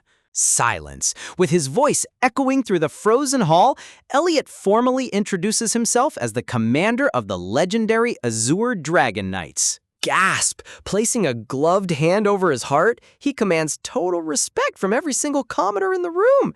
You can practically hear the crowd's collective jaw drop. Whispers ripple through the mob as people wonder if his noble family got scammed in the Ponzi scheme too, but Elliot coolly shuts down their theories with a firm no. He announces to the entire crowd that Anais isn't fleeing justice, but rather traveling north under official knight supervision.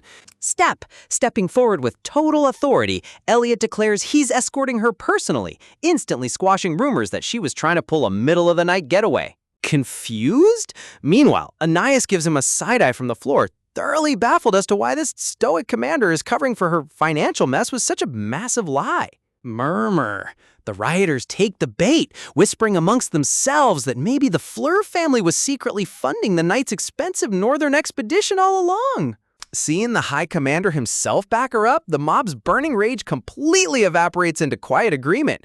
Man, high charisma stats really do cheat code you through any confrontation. Reach! Turning around, Elliot bends down on one knee and extends his hand toward Anais, softly asking her to take it. Shock! Anais stares at his open palm, completely dumbfounded by how chivalrously she's being treated despite being a prime criminal suspect. Sparkle! A dramatic close-up highlights her turquoise eyes shining through her medical wraps.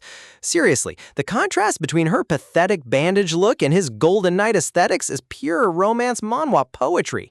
Bathed in soft morning light, Elliot kneels before her like a knight taking a sacred vow, helping her off the floor in front of the entire stunned crowd. Glow.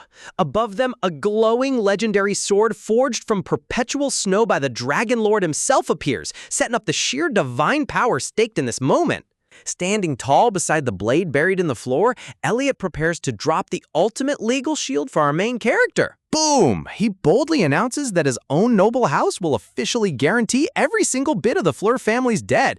The mob literally loses their minds in disbelief. Step, taking advantage of his massive financial flex, Anais rises to her feet and accepts his backing with absolute grace. Gasp! The room gasps as Anais raises her voice to make a sacred dragon's oath right then and there. Everyone, from the maids to the knights, looks like they just saw a ghost. Staring right down the barrel of the holy blade, Anais vows on her honor to repay every single coin taken out in her name. Talk about flipping a life-threatening crisis into a boss-level redemption play. Sunshine! As the sun shines bright over the Grand Fleur estate, she boldly swears to restore her family's fallen honor, officially ending the mob's raid once and for all. Back inside the quiet drawing room, Anais sips her tea and immediately asks Elliot why on earth he backed her up with such extreme financial risk. Sitting elegantly in her armchair, Anais gets hit right back by Elliot, who demands to know why she was crazy enough to swear a sacred dragon's oath. Shiver! Anais coolly acknowledges that breaking a dragon's oath literally burns the oath-taker's soul in eternal hellfire, proving she knew exactly what was at stake. Crash! A flashback shows a stormy sea tossing a ship around as Anais explains that the tough, stubborn seafaring folks of Belfast would never believe mere words without seeing absolute, terrifying resolve. She turns to Elliot, asking if it was really wise for him to stake his legendary heirloom sword just to protect someone like her? Nod. With a serious, unblinking expression, Elliot tells her plain and simple that he couldn't stand by and watch her face such an unfair injustice. Okay, cue the romantic background music right now. Face palm, while Atlas stands in the back, literally suffering a migraine from his commander's over-the-top saintliness, Elliot adds that they still gotta bring her to the Dragon Lord to verify her identity. Blink! Anais blinks in pure confusion, staring at his completely stoic expression while trying to figure out what makes this guy tick. Gold shines. In her inner monologue, floating gold coins reflect her deep cynicism that every single human on Earth only acts out of cold, hard self-interest. Flashback. She remembers how the old possessor used smiles and charm to manipulate noble suitors for wealth and clout, a brutal reminder of the world she used to live in. Looking at Elliot standing tall and silent, she can't reconcile his selfless actions with anything she's ever experienced before. She mentally questions if he's doing this for continental order or divine duty, utterly bewildered that someone this ridiculously pure actually exists in real life. Pooky energy! Atlas pops up beside Elliot, proudly explaining that the Azure Dragon Knights are basically hard-coded to pursue absolute justice no matter what. Lean in. Atlas gets a sly smirk on his face, teasing Anais by asking if isn't this chivalrous treatment exactly what she wanted all along? Elliot immediately puts a hand on his shoulder and tells him to shut it before things get weird. Stare! Anais stares in utter disbelief, her single uncovered eye widening as a crazy realization dawns in her head. Dramatic thoughts. Her mind races back through classic romance stories, remembering how knights in fairy tales always step up and guarantee a princess's innocence to buy time. Romance intensifies. Floating through a whimsical fairy tale universe, she connects all the dots in her head with classic shoujo romance logic. Boom! The dramatic realization hits her like a freight train. There's only one logical reason a guy would go this far for a stranger. Gasp! Covering her mouth in total shock, Anais suddenly blurts out, asking Sir Thessaloniki if he's secretly madly in love with her. Dead silence. The entire room freezes. Elliot's face turns completely blank, while poor Atlas in the background looks like his soul just left his body from secondhand embarrassment. Blink. Blink. An extreme close-up shows Elliot staring at her in complete, unblinking silence. The visual comedy here is pure gold. He went from stoic hero to NPC loading screen in half a second flat. Transition. As the chapter comes to a hilarious pause, the story shifts gears into a wholesome inner memory flashback. Sunlight! We flash back to a sunny garden memory where Anais' grandfather sits her on his knee, giving her the classic advice that whenever a man is nice to a girl, it's because he likes her. Chibi cute. Young Chibi Anais gasps with starry eyes, taking her grandpa's words as absolute gospel. And honestly, who can blame her for misinterpreting Elliot's knightly duty after advice like that? Ever wondered what happens when your own family leaves you with terrible advice before skipping town? We flash back to Anais' grandfather warning her as a kid that any guy who approaches her is probably just eyeing her family's massive fortune. Sparkle! Golden coins and diamond necklaces float across the screen like a bad infomercial, reminding her that Grandpa's cynical warning turned out to be 100% accurate. Step!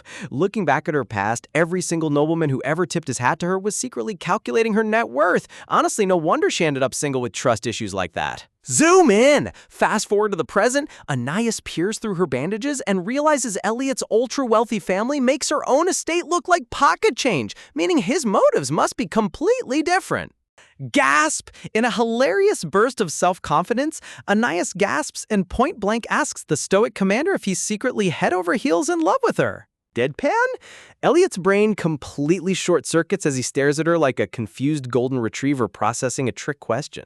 Step back! Stepping back with peak professional distance, Elliot dryly points out he didn't even know her name until 5 minutes ago. While Anaya snickers behind her bandages, poor Atlas pops up in the corner asking if he can legally sue her for emotional damage and defamation right on the spot. Facepalm! Atlas literally grips his head in sheer disbelief as Anais doubles down, arguing that her logic makes complete sense. Talk about delusional confidence. It's top-tier comedy. Proud. When Atlas boasts that the commander gets way more marriage proposals than her, Anaya smugly flexes back that she still wins because the commander chose her. Realizing he's caught in a crossfire of pure nonsense, Elliot decides the best move is to completely ignore her and redirect the conversation back to the Dragon Lord. Dramatic pose. But Anais isn't done. She leaps up dramatically, bringing up the legendary Princess Riddens, who famously married her knight escort. Gasp! In the background, the maids gasp in sudden realization, realizing the historical parallel is actually kind of spooky.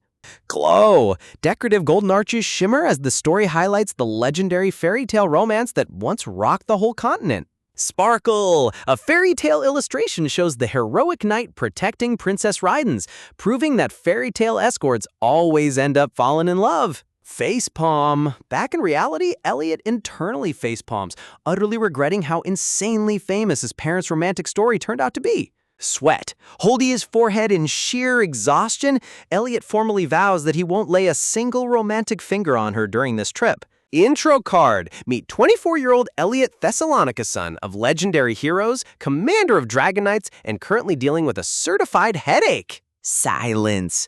Anaya stares at him under the bright sunlight, completely unfazed by his strict professional boundaries. Shout? As Anais keeps teasing that he can still like her without touching her, Elliot completely loses his stoic demeanor and practically yells that he will never fall in love with her. Sweat drop. Atlas stands in the back wide-eyed, mentally acknowledging that making their ice-cold commander break character like this makes Anais a force of nature. Ugh, with a heavy sigh, Atlas holds his head and wonders if this entire journey is going to turn into an absolute disaster. Bright morning light streams through the estate gardens as the next day arrives, with Elliot waiting patiently by the carriage. Ta-da! Anaya steps out rocking an adorable blue checkered dress and matching bonnet, looking 100% ready to face whatever chaos comes next. Talk! As they gather on the terrace steps, Elliot reveals that instead of a month-long horseback ride, they'll be using magic portals for rapid transport. Swirl! A breathtaking panel reveals the Gate, a massive, glowing portal system gifted to humanity by the ancient Black Dragon. Honestly, the artist's background detail here is insane. Explain. Atlas chimes in to explain that because he was born without mana, he can't pass through Dragon Gates, so he'll have to take the long way on horseback. Look! Elliot assures Anais that possessors usually possess huge mana pools, but Anais immediately gets defensive and insists for the 100th time that she isn't a soul possessor. Sweat.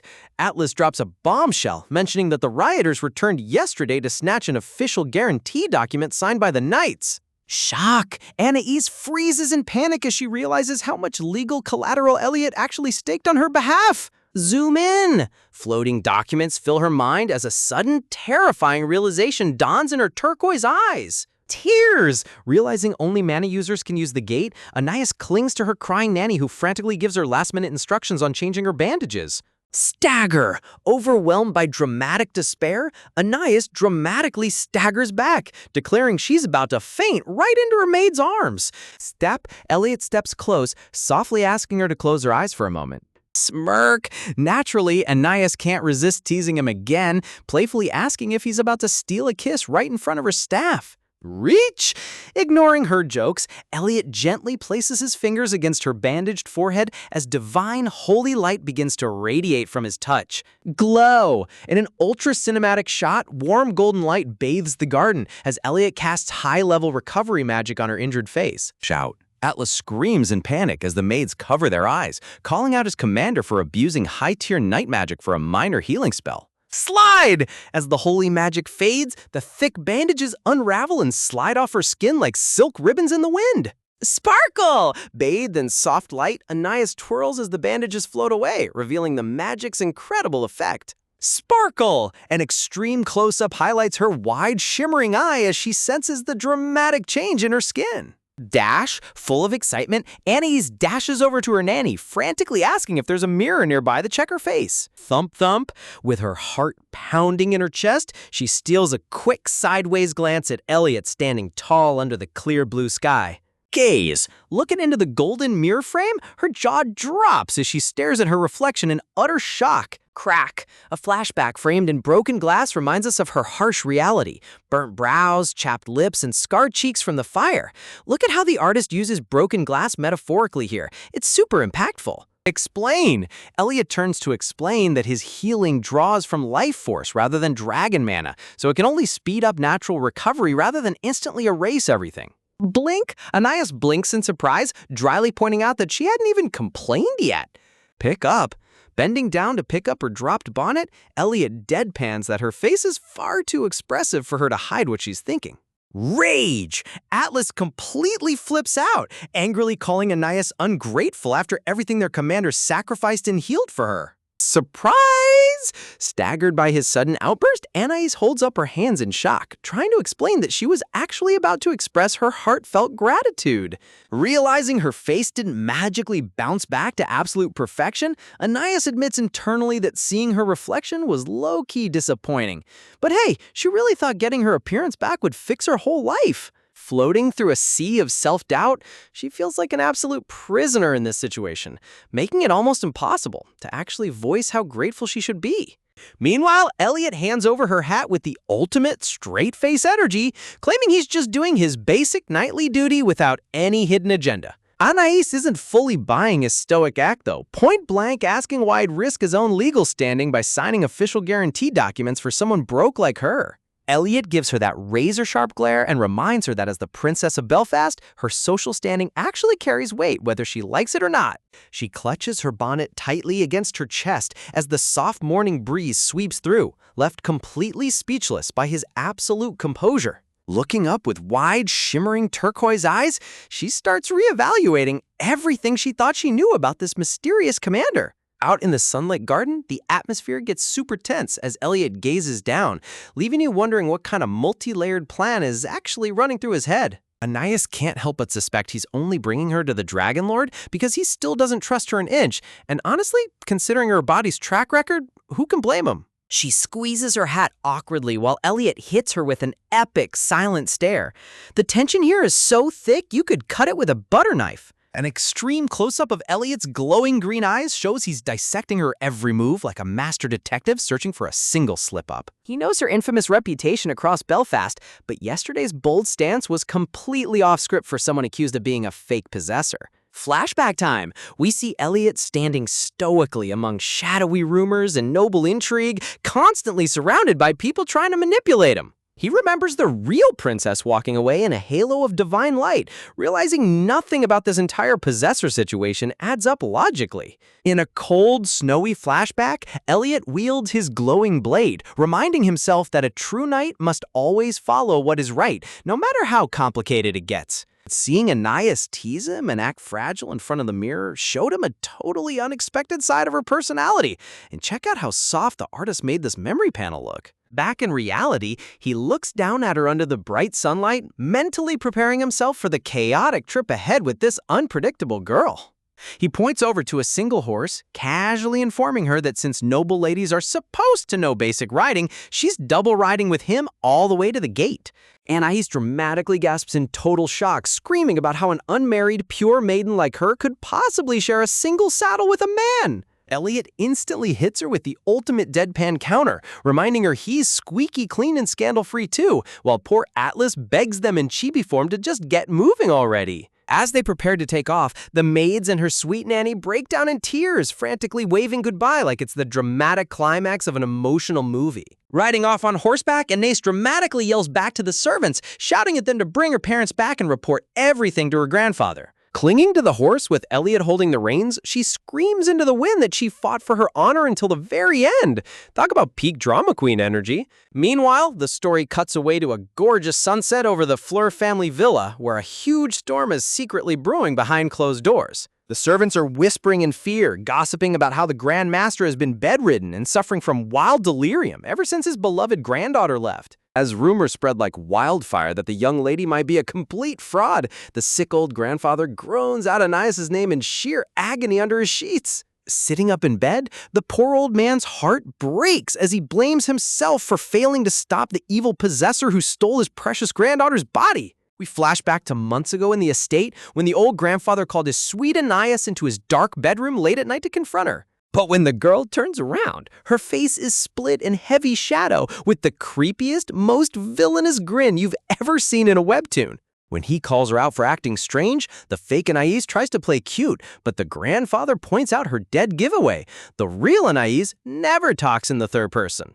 Realizing her cover is totally blown, the possessor covers her face in fake sob mode while the old man stares her down with pure hostility. Suddenly, her sinister grin breaks right through her fingers as she mockingly thanks him for pointing out her linguistic mistake. Dropping her innocent mask entirely, the possessor sneers, asking if the old man is seriously foolish enough to report her to the authorities. She twirls around in her dress like a total psychopath, reminding him that all 32 possessors before her were executed. So does he really want his granddaughter's body killed too? The villainous possessor gets right in his face, asking if he wants to make a dirty deal just to keep his precious grandbaby's physical vessel alive. Pointing her finger like a menacing threat, she declares she hates boring deals, so he has no choice but to play the role of a senile old man starting today. Clenching his fists in bed, the helpless grandfather grits his teeth and calls her an insanely arrogant monster. As she skips away laughing like a lunatic, he warns her this isn't mercy, while she just laughs off his threat like he's already lost his mind. Bursting out of the bedroom in tears, the fake Anais screams for a doctor, putting on an Oscar-worthy performance that her grandpa doesn't recognize her anymore. As the doctor rushes to the bedside, the old man breaks down internally, forced to play the lunatic just to protect his granddaughter's body from being destroyed. A wholesome tearjerker panel shows a memory of the grandfather holding the sweet real Anais in a warm embrace. Seriously, the emotional contrast here is top-tier storytelling. A single, heartbreaking tear falls down the old man's wrinkled cheek as he lies trapped in his own forced lie under the dim sunlight. Trembling violently under the bed covers, he reaches out his frail hand, praying that someone will defeat the evil demon occupying her body and bring his real girl back. Reaching toward the golden light streaming through the window, he sends out a final, desperate prayer for her safe return. Meanwhile, back in the present, an overwhelming vortex of dark blue dragon aura swirls furiously around Anais as they arrive at the realm. The sheer dragon pressure slams into her like a tidal wave as a booming voice echoes, calling her the 33rd possessor who carries the scent of salt. Boom! A massive, terrifying dark dragon towers over him with glowing yellow eyes, and seriously, the scale and lighting in this panel are pure nightmare fuel. Anais trembles violently in utter terror, wondering if a creature this terrifying and repulsive should even exist in reality. Seeing her panic, Elliot instantly steps up like an absolute boss, wrapping his dark coat around her shoulders and commanding the Dragon Lord to back off. Gazing up fearlessly at the massive beast, Elliot sternly introduces her as Anais Fleur of Belfast, standing tall as her ultimate protector. Talk about a high-stakes encounter. Just as the terrifying dark aura threatens to crush her, Elliot throws his heavy nightcoat right over Anais, telling her it'll neutralize the suffocating dragon mana before she passes out on the spot. Clinging to the dark fabric with trembling fingers, she tries to act tough, stammering that she's totally fine, though her shaking hands give away the fact that she's absolutely scared out of her mind. Meanwhile, the gigantic black dragon looms overhead with a menacing razor-sharp smile, chuckling ominously that sensing the faint scent of salt from Belfast means his time in this realm isn't up quite yet. Elliot stands as a stoic wall of composure, calmly reminding the ancient beast that if a high-tiered dragon lord were to suddenly kick the bucket, the power vacuum would unleash pure chaos across the kingdom. Honestly, you gotta respect Elliot's sheer audacity, talking to a walking natural disaster like he's negotiating a work contract. The dragon literally couldn't care less, casually dropping the ultimate cold response that once he's dead, whatever disaster happens to the mortal world isn't going to be his problem anyway. Down below, Anais is shivering uncontrollably beneath the heavy cloak, desperately questioning if this magic coat is even doing anything against the suffocating dragon fear paralyzing her joints. She tries some mental coping tricks, staring up at the terrifying creature and repeating to herself that it's just a oversized lizard, just a really angry, scaly gecko that can vaporize her in a split second. The mood instantly plummets to sub-zero as the dragon opened his massive road jaw with a terrifying squelch, deciding that disposing of this suspicious girl right now is the quickest shortcut to peace and quiet. Crunch! Announcing that killing her will finally let him catch a decent afternoon nap, the monster leans in for the kill, sending Aeneas into full-blown panic mode as she screams for him to hold his horses. Throwing all royal decorum out the window, she shrieks at the massive lizard, wildly demanding to know why he skipped the promised soul inspection step and went straight to turning her into a midday snack. The giant beast doesn't even pull us, fixating his glowing slit eyes on her fragile form while mumbling that a nice nap sounds way better than doing tedious magical detective work. Squeezing her eyes shut, Aeneas yells at the top of her lungs for the giant lizard to show some restraint, just as Elliot steps directly between her and those razor-sharp teeth to call a sudden timeout. Standing tall without a single flinch, Elliot looks the dragon straight in the eye and firmly declares that Aeneas Fleur is guaranteed not a soul possessor. Boom! Now that is how you make an absolute boss entry.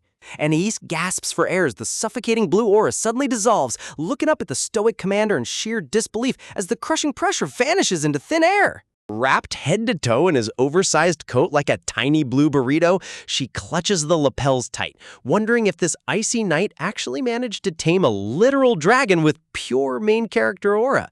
Elliot breaks down his logic, explaining that his absolute command spell, borrowed directly from the Dragon Lord's own sacred authority, had zero effect when he ordered her to reveal her true identity, proving her soul is completely native to her body. He points out that no illegitimate soul possessor could ever withstand that level of divine command.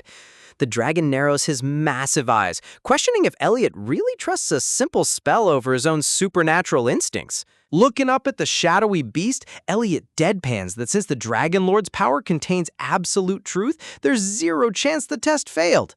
Look at the artist using the low-angle perspective here. It really emphasizes the insane difference in scale between them. That leaves one massive plot hole, though. If Anais is the real princess, where in the world did the actual 33rd possessor vanish to? Anais's face completely collapses in chibi shock, inwardly raging that the supposedly divine dragon doesn't even know his own body count. Taking full advantage of the pause, Elliot bows slightly and formally requests to delay her execution, arguing that they need to track down the missing possessor to figure out what kind of dark magic is breaking the world's rules. He adds the ultimate legal defense, stating that if her soul is innocent, executing her like a common villain would be an unforgivable injustice. Talk about top-tier lawyer energy from a guy carrying a broadsword. With unwavering focus, the commander promises that if the Dragon Lord approves, he will personally hunt across the entire continent to drag the true culprit back in chains. Realizing the situation is spiraling, Aeneas jumps in, asking if the dragon can't just track the rogue soul using his godly spidey senses. But the giant beast huffs, admitting he's just a slightly superior lizard acting as God's deputy, not an all-seeing deity. Aeneas' face turns completely blue with rage as she rants that if his only clue was a vague ocean scent, he had zero right to point a death ray at her face 5 seconds ago. Honestly, seeing her yell at an ancient dragon like a disappointed mom is peak comedy. The giant dragon actually snorts in annoyance, muttering a quick curse under his breath like a grump who just got called out on his own sloppy work. Admitting that even the faint salt trail is fading fast, the beast turns his massive snout toward Aeneas, demanding she spill every detail about her life to see if they can pick up a fresh lead. Leaning over to Elliot, Aeneas whispers in total shock, asking if a divine legendary dragon really just dropped a curse word in casual conversation, while Elliot casually responds that the old lizard is always like this. Realizing this interview is her only ticket to avoiding a sudden execution, Aeneas takes a deep breath, clutching her small notebook as she prepares to detail everything that happened since the possessor took over. As she recounts her tragic history, the dragon uses his massive claws to flip through her personal records, humming thoughtfully as he checks out the details regarding her former identity. Flip, panicking over her embarrassing personal scribbles, Chibi Aeneas desperately tries to cover the pages with her tiny hands, while the giant claw gently dismisses her frantic defense. The dragon peers at the logbook, noting that while various expensive dresses are listed, the rest of her personal assets seem completely missing from the official record. Gasp! A sudden bolt of realization hits Aeneas like a lightning strike, her birthday presents. She screams out in horror, remembering 19 lavish gifts prepared by her grandfather that completely vanished from the estate. Elliot deadpans in chibi form that after a full year, those gifts are long gone, while Anais dramatically weeps that the evil possessor must have pawned off her entire inheritance for cash. The dragon groans in annoyance, deciding to officially label the thief number 33, before casually summarizing that the fake girl completely ruined Anais' reputation and looted her life savings. Leaning down with an intense, glowing stare, the ancient creature hits her with a heavy, dramatic question. Don't you want to get your revenge? The word echoes in her mind as Elliot glances sideways at her. Anais freezes, processing the fact that she's been disowned, stripped of her noble status, and left with 0 coin to her name. Clenching her skirt with trembling hands, she stammers that she just wants a peaceful life, but the dragon instantly cuts her off, reminding her that a penniless, fragile girl can't afford peace when she owes massive debts. Boom! The dragon's dark shadow stretches across the stone floor, casting a terrifying silhouette over the tiny princess and her knightly guardian as he commands them to listen closely. A surging aura of blue magic swirls around her as the dragon sternly warns her that clearing her disgraced name is her own burden. He's not running a charity for broke nobles. He points out that the dimensional fractures torn open by the rogue possessor are still unstable, meaning the natural order of the world is actively cracking at the seams. Turning his gaze toward the commander, the Dragon Lord issues a binding decree, ordering Elliot to take the girl and fix the broken flow of the world before it's too late. Without a single moment of hesitation, Elliot drops to one knee, pledging his absolute obedience, while the dragon commands Anais to track number 33 down to the ends of the earth. Shiver! To make sure she stays motivated, the giant lizard casually adds that if she slacks off, he'll just slice open her soul to double-check for imposter spirits the painful way. Talk about extreme pressure. Crack! A massive rift tears across the dark sky like shattered glass as the divine decree settles, officially kicking off their chaotic world-saving road trip. Cut to the next morning inside a warm castle study. Anais sits elegantly sipping hot tea, suddenly declaring with absolute confidence that she's officially down for the revenge plot. Taking a slow sip, Elliot looks up in confusion, asking what on earth changed her mind overnight after she threw a massive chibi temper tantrum about going on another long journey. She sighs dramatically, admitting that after spending 24 hours in his drafty castle, she realized earning money by his side is a dead end. So hunting down the thief for her stolen fortune is her only realistic retirement plan. Setting his cup down, Elliot stares back at her with glowing green eyes, cold-heartedly admitting that after hanging out with her for a single day, he's seriously reconsidering if bringing her along was a mistake. He lets out a heavy, soul-weary breath, rubbing his temples as Anais looks over with a twitching eye, waiting for his brutal honesty. She tells him to just spit it out since she's used to harsh reality, and Elliot deadpans without missing a beat that teaming up with her is guaranteed to bring a never-ending headache. And honestly, looking at their chaotic dynamic, he's probably 100 right. We kick things off with Elliot looking down on Anais, coolly breaking it to her that sheltered young ladies who spent 19 years sitting comfortably at home aren't built for a harsh continental quest. Anais sees right through his diplomatic phrasing and immediately calls him out for basically calling her dead weight. Clasping his hands tightly, the stoic commander doubles down, warning her that the road ahead is packed with unpredictable, life-threatening dangers. Talk about zero sugarcoating. Looking her dead in the eye with those sharp green eyes, Elliot doesn't even bother denying it, dropping a polite "my bad" instead. Ouch! If that isn't the ultimate indirect insult, I don't know what is. Anais clenches her dress in frustration, inwardly admitting he's not entirely wrong.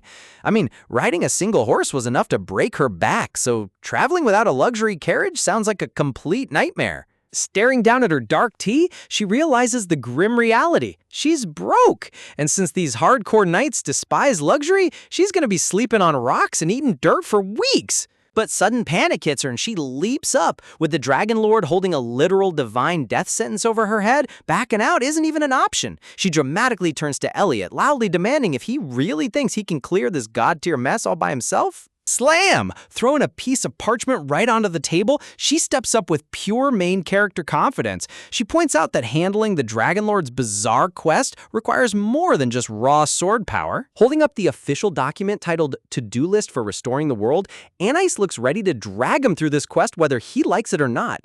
Look at that wild expression. She went from terrified captive to project manager in 5 seconds flat. Chibi Elliot literally looks like his soul just left his body, realizing he's stuck debating strategy with a broke, stubborn princess who refuses to take no for an answer. Pouting with maximum chibi energy, Anaya stubbornly clings to her paper like it's the ultimate contract. Honestly, her refusal to back down despite having 0 combat stats is pure comedy. The poor commander rubs his forehead in total exhaustion as dark lines of impending headache settle over his face. You could practically hear his heavy sigh through the screen. Dropping back into the lore, the magical quill scribbles down the divine directive given to them, a complete guide to restoring the broken flow of the world. We flash back to the ancient dragon's claws hovering over the glowing tome, explaining that out of 32 possessors, they all shared one bizarre objective: marrying the crown prince who's obsessed with his lost first love. The giant dragon flashes a terrifying razor-sharp grin while floating the divine quest log, summarizing their first core objective: find a stunning blonde girl and guide her through epic trials so she can secure the crown prince's ring. Back in the present, Elliot coughs awkwardly into his hand, forced to admit that, yeah, the ancient beast actually handed over that absurdly specific romance guide. Shoving the document right into his face, Anais insists that while the long journey to the imperial capital is daunting, cracking this first clue is their absolute top priority right now. She passionately argues that tracking down the prince's blonde first love requires actual social skills. And let's be real, an intimidating knight commander isn't exactly suited for casual gossip circles. Elliot hesitates as she drops some hard truth logic. The entire empire is already paranoid about soul possessors, so having the famous Azure Dragon commander show up unannounced would trigger instant mass panic. Striking a majestic posture, Anais boldly tells him to handle the heavy military business while she handles the delicate undercover work, pointing out that this exact teamwork is why they're traveling together. A soft golden light illuminates Elliot's stunned face as he stares at her in total silence. Check out the dramatic shift in lighting here. The artist is definitely hinting at his growing respect for her sharp brain. Standing tall, Anais firmly declares that her life belongs in her own hands, admitting that even though she owes him big time for saving her neck, she's gonna pull her own weight. Elliot's glowing eye narrows slightly in contemplation, completely silenced by her decision and determination. Relenting at last, Chibi Elliot tells her to be packed and ready by tomorrow morning. Anais cheers in victory, casually noting in small print that she barely has any clothes left to pack anyway. Elliot warns her one last time not to get cold feet when dawn breaks, and she confidently shouts back that she's all in. As she turns on her heel to leave the study with a stylish spin, she dramatically drops one final reminder that sets their grand plan into motion. Transition, cut to a glittering overview of the Broshuart Empire, the sprawling mega-nation located north of Belfast that controls the realm's highest authority. Sparkling with lavish gowns and priceless jewels, this powerhouse empire dictates every high society trend across the entire continent. Fast forward to an elegant outdoor tea party. Noble ladies whisper behind their fans, dropping major tea that the crown prince strictly avoids dating blonde women due to a massive scandal in his past. Dark, shadowy silhouettes highlight the prince's dark past, the infamous possessor scandal that completely shattered his romantic reputation among the nobility. The gossip intensifies as ladies theorize that all his former lovers were secretly possessors who framed each other out of toxic jealousy. Seriously, high society rumor mills are ruthless everywhere you go. Clink! Someone slams down a crystal goblet in exasperation, dryly noting that at least the endless romantic drama proves the prince is alive and kicking. Down at the head table, a suffocating, icy aura radiates across the high society garden, turning every noble attendant stiff with tension. A calm yet sharp voice cuts through the ambient chatter, demanding to know the exact whereabouts of the missing royal heir. Enter Empress Finca Brochard. Adorned in icy blue silk, diamonds, and a towering crown, she commands the room with pure, terrifying royal authority. A panic maid whispers that the prince snuck out to the imperial hunting grounds under the excuse of chasing a giant deer, though the real reason is hiding from 3 of his ex-lovers who showed up at the banquet. The Empress lets out a furious, exasperated sigh, fuming that her reckless son ignored her strict warnings about a legendary high-ranking guest arriving today. She laments out loud that if her troublemaking son had even half the discipline and dignity of their honored visitor, she could finally sleep peacefully at night. Step. Speaking of absolute perfection, Commander Elliot makes a grand entrance striding down the carpeted walkway while royal guards stand frozen in awe. Looking impossibly handsome under the bright blue sky, Elliot glances sideways, silently confirming that the scandalous rumors about the wild prince are 100% accurate. The herald loudly announces Elliot's arrival as the commander reviews their stealth operation. While he engages the royal court, Aeneas is out in the field gathering intel from the young noble ladies. Crash. Cut to the dense forest where Aeneas, disguised in a sharp male knight's uniform, goes tumbling headfirst through the bushes like a clumsy sack of potatoes. Face down in the grass with leaves in her hair, two hunting dogs begin sniffing her while a handsome noble holding a longbow casually strolls over, warning his dogs not to touch the weird object on the ground. Wiping away a stray leaf, the silver-haired archer with striking purple eyes smirks arrogantly, casually apologizing for missing his deer target before asking what kind of strange creature he just stumbled upon. Rage! Aeneas grabs handfuls of grass in pure fury, screaming that she's the actual human person he almost impaled with a rogue arrow. Check out that hilarious chibi inset. He literally shot her hat clean off. Without offering a hand, the silver-haired guy turns around, dusting off his coat and telling his dogs to move on since she isn't dead. Anais pops up in sheer disbelief, shouting at his utter lack of human decency. Shaking her fist with full rage, Aeneas yells after him, demanding to know who raised him to shoot at random people in the woods and walk away without even saying sorry. The arrogant archer abruptly pauses in his tracks, turning his head back with a sharp, surprised glance as her voice echoes through the trees. Looking her up and down, he tilts his head and mutters in surprise upon realizing that this angry knight is actually a girl, sending Aeneas into a defensive stutter. Stepping closer with an insufferable, condescending smirk, he asks if she's just another desperate noble girl dressing up in uniform to accidentally cross paths with royalty. Talk about top-tier narcissism. Ani's eyes widen as she suddenly connects the dots, recognizing the silver hair and purple eyes as none other than Crown Prince Abelard, and the smug prince just flashes a wicked grin, confirming she hit the bullseye. Realizing she just stumbled right into Crown Prince Abelard, Aeneas panics internally while the smug royal commands her to show proper respect now that she knows his identity, leaving her screaming in frustration over how on earth he showed up here of all places. In total chibi panic mode, Aeneas internally screams that this was definitely not part of her master plan. Flashback to the night Commander Elliot agreed to bring her along, where she realized a crucial detail about their stealth mission. Realizing the Empire is full of people looking for a specific blonde girl, Aeneas begged Elliot for a complete makeover, requesting plain casual clothes, short hair, and no shiny jewelry so she could blend into the background. When simple clothes weren't an option, Aeneas passionately declared that she'd rather wear the official Azure Dragon Knight's uniform. Elliot just stared at her in complete disbelief, asking if she was actually being serious right now. Annie's pointed out that arriving in fancy dresses would trigger instant high society rumors, whereas looking like a ridiculous knight candidate would hide her identity. Elliot dryly countered by asking if she really thought he looked totally normal standing there himself. Angrily shouting back at his sarcastic question, Annie squeezed her eyes shut. Sighing in defeat, Elliot agreed that since she's temporarily executing the Dragon Lord's divine orders, she could wear the uniform as an acting knight member. When Aeneas gasped in surprise, Elliot admitted that since the Crown Prince is a notorious playboy, wearing armor is actually way safer for her than a dress. Seeing through his stoic defense, Aeneas smirked, teasing him for secretly worrying about her safety. Cut back to the present chaos. Prince Abelard dramatically pulls Aeneas close among a bed of sparkling flowers, arrogantly declaring that she's the very first woman desperate enough to disguise herself as a knight just to capture his royal attention.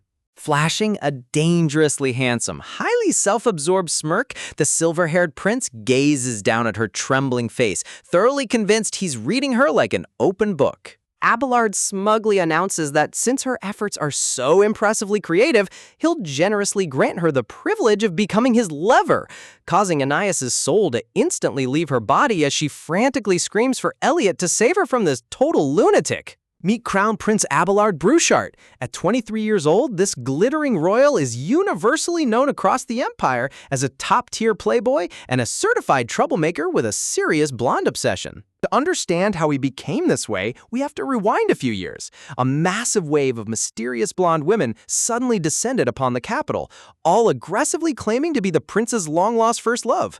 As high society chaos erupted and rival ladies tore each other apart in political scandal, the disgraced prince found himself trapped in an absolute nightmare of endless drama and bad publicity. Staring out the window in deep frustration, Abelard had a brilliant stroke of twisted logic, deciding it was way better to be branded as a reckless playboy who loves every woman equally than a creepy stalker obsessed with blondes. Striking a fabulous pose, Abelard put his new survival strategy into immediate action, diving headfirst into the dating scene and wooing women from every corner of the realm. From high-ranking foreign noblewomen and daughters of wealthy counts to glamorous opera singers and even palace laundry maids, Abelard flirted with literally everyone who crossed his path. With bottomless royal coffers at his disposal, he showered every single one of his short-term romantic partners with staggering amounts of gold, jewels, and luxury gifts. Smoothly kissing hands left and right, Abelard made sure every romance ended on lavish terms, leaving his exes either with unforgettable romantic memories or insanely bloated bank accounts. His most legendary dating stunt involved an unmarried noble lady whose family was desperately struggling to secure a decent marriage match in high society. Cornering the poor lady in a moonlit courtyard, Abelard whispered his grand scheme.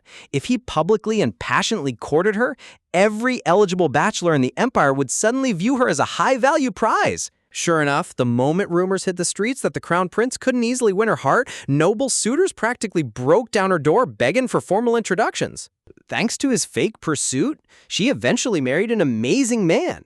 And overnight, ambitious noblewomen began lining up around the block, hoping for the prince to fake date them too. Bringing us right back to the woods, Abelard dips Anais low, convinced her night disguise is just another clever trick from a fan eager to join his legendary exes club. As the prince condescendingly offers to accept her as his newest lover, Anais' expression completely turns blue with raw, unadulterated fury. Whack! Without missing a single beat, Anais draws back her arm and delivers a glorious full-force slap straight across the crown prince's royal jawline. Slap! The resounding crack echoes through the trees, proving that while Abelard's romantic schemes usually worked, today was definitely not his lucky day.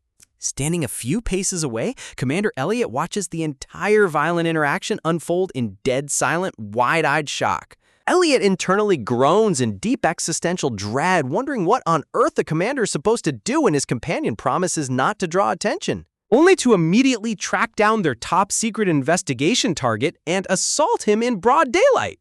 Standing before the Empress with a giant red handprint on his face, Abelard gets publicly exposed while Elliot faces the ultimate career crisis. Boom! Royal fury explodes through the Grand Hall as a furious voice thunders, berating the prince for daring to flirt with a knight wearing the sacred azure dragon uniform. Empress Finka Brochuart snaps her heavy golden fan shut with lethal elegance, radiating pure, terrifying matriarchal aura that could freeze molten steel. In cute chibi form, the Empress desperately apologizes for her son's disgraceful behavior, while Elliot covers his face in sheer secondhand embarrassment, admitting he has no defense whatsoever. Sweating under her heavy royal crown, the Empress tries to salvage her dignified image, apologizing profusely to the visiting commander for the absolute circus her son just caused. Pausing for a second, Empress Finka turns her sharp blue gaze toward the fake knight, asking for her name, causing Anais to blurt out her real name in sheer panic before catching herself at the very last second.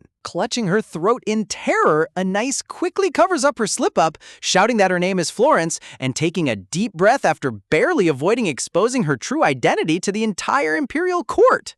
Leaning in close, Anais whispers to Elliot that she never expected to meet the actual Empress on day one, while Elliot aggressively scolds her for almost spilling her real name out of sheer habit. Stepping down from her elevated golden throne, Empress Finka formally apologizes to Sir Florence for her son's atrocious manners, prompting Anais to bow respectfully and tell her it's completely all right. Elegantly lifting the sides of her heavy knight uniform like a ball gown, Anais performs a flawless high society curtsy, sweetly apologizing for her own clumsy lack of protocol. Touched by her impeccable noble manners, the Empress swoons over what a sweet, sensible young lady she is, while Abelard rubs his sore cheek in the back, sarcastically echoing her compliments. Whack! Whack! Instantly snapping, Empress Finka starts violently beating Abelard over the head with her folded fan, screaming at him to apologize to the young lady right this instant. Readjusting her crown with a twitching, strained smile, the Empress reminds herself that as the ruler of Brochuart, she must maintain absolute royal dignity in front of foreign dignitaries. Unable to contain her rage, she hits him again, loudly reminding him that Commander Elliot isn't just a legendary warrior, but the son of her cherished lifelong friend. Elliot stands there looking totally bewildered as text reveals he just instantly unlocked the ultimate title, becoming the official mom's friend's son rival in Abelard's dramatic life. Clearing her throat, Empress Finka gets straight to business, warning Abelard that the Dragon Lord himself commanded him to find a suitable spouse, though Abelard casually picks his ear, snidely mocking the dragon for having way too much free time. Smack! The Empress rains down another flurry of fan slaps, raging that the Dragon Lord is losing his divine patience precisely because Abelard behaves like a spoiled, irresponsible brat. Blocking the incoming fan attacks with his arm, Abelard cheekily asks who he's supposed to marry anyway, jokingly asking if it's Sir Florence over there, prompting Elliot to step in with an icy, absolute no. Pausing mid-banter, the Crown Prince narrows his sharp purple eyes, taking a second look at the stoic commander and his mysterious companion. Looking Anais up and down, Abelard dryly points out that she's clearly no real knight or male squire, demanding to know why she came along, only for Elliot to coolly shut him down, telling him to just accept reality without asking questions. A dramatic text bubble seals the moment, dryly reminding everyone that in high-stakes fantasy politics, not everything needs a long-winded explanation. Sparks literally fly between Elliot and Abelard as their intense eye contact creates visual lightning across the room, while Aeneas stands between them in awe of Elliot's top-tier high society verbal sparring skills. Picture this. You show up in a knight uniform trying to lay low, and this insanely full of himself prince immediately assumes you're here specifically to seduce him. Abelard instantly locks eyes with Elliot, sparks flying as he arrogantly accuses him of bringing a girl who fits his exact type. Meanwhile, Empress Finka snaps her golden fan shut, staring intently as she realizes she can't ignore the intruder's bright blonde hair. Tap, tap, tap, the rhythm of her fan tapping signals that high society drama is about to hit peak madness. Sweating profusely, Chibi Anais tries to play dead in the background while the Empress begins connecting the dots, assuming this mysterious blonde must be the prince's legendary target. Elliot immediately steps in to shut down the royal misunderstanding before things spiral out of control. Whoosh! Elliot steps up like a true protective shield, towering over Aeneas as he coldly clarifies that she has zero romantic ties to the prince and only threw on the knight armor for simple traveling convenience. Seriously, Elliot's poker face deserves an Oscar with how smoothly he lies for her. Anais glances sideways at Elliot in total disbelief, internally questioning how the same guy who spent hours complaining about her coming along is now out here playing the ultimate bodyguard and making the prince look like an absolute clown. Clack! The Empress's fingers tighten around her ornate fan as the room falls into a tense, suffocating silence. A sweat drop rolls down the Empress's face as her mind starts racing with wild rumors, wondering if Elliot and this fake knight are secretly dating. And if so, her son just committed the ultimate high society taboo by flirting with another man's girl. Smoothly changing the subject, Elliot bows his head with top-tier noble etiquette, inviting the Empress to drop the formal titles since his mother always spoke so highly of her. Phew. Empress Finka lets out a long sigh of relief, her sharp matriarchal glare instantly melting into a fond, gentle smile. Welcoming the son of her dear friend, the Empress warmly asks what brought them to court, only for Elliot to drop a total bombshell by asking to hear the real backstory behind the Crown Prince's famous first love. Honestly, who knew a stoic commander loved gossip this much? Thud! Thud! Abelard dramatically struts across the carpet, raising his hands in theatrical disbelief as he asks if the legendary dragon commander is really this thirsty for royal scandal, only for Elliot to coolly claim it's all official orders from the Dragon Lord. Blushing slightly, Abelard acts all modest about sharing his romantic backstory, but before he can even launch into his self-obsessed speech, Anais pops up with a mischievous grin, offering to tell the story for him. Anais hits him with a smug chuckle, admitting that they did a tiny bit of background research before showing up at the palace. Clap! Clapping her hands together, Anais cheerfully exposes his deeply buried secret. At age 14, he fell madly in love with a mysterious girl who saved his life, only to let her walk away without even asking her name. Talk about a complete romance novel trope gone horribly wrong. Elliot subtly gives her props for hitting the prince where it hurts, while Abelard's jaw drops in pure annoyance before he finally sighs in defeat, agreeing to tell the full story himself just to shut him up. Stroking his neck dramatically, Abelard begins his tale, recalling a trip he took as a young boy to the distant city of Reims. Gasp! Anais instantly cuts him off with wide eyes, gushing about how her family owns a hot spring villa in Reims that she's dying to visit, prompting Abelard to bark at her to stop ruining his dramatic monologue. You gotta love how Anais literally cannot keep her mouth shut for 2 seconds. Rewinding into the dark, misty flashback, the Empire was plunged into chaos, and young Abelard was riding hard on a secret royal mission when suddenly an arrow cut through the night air.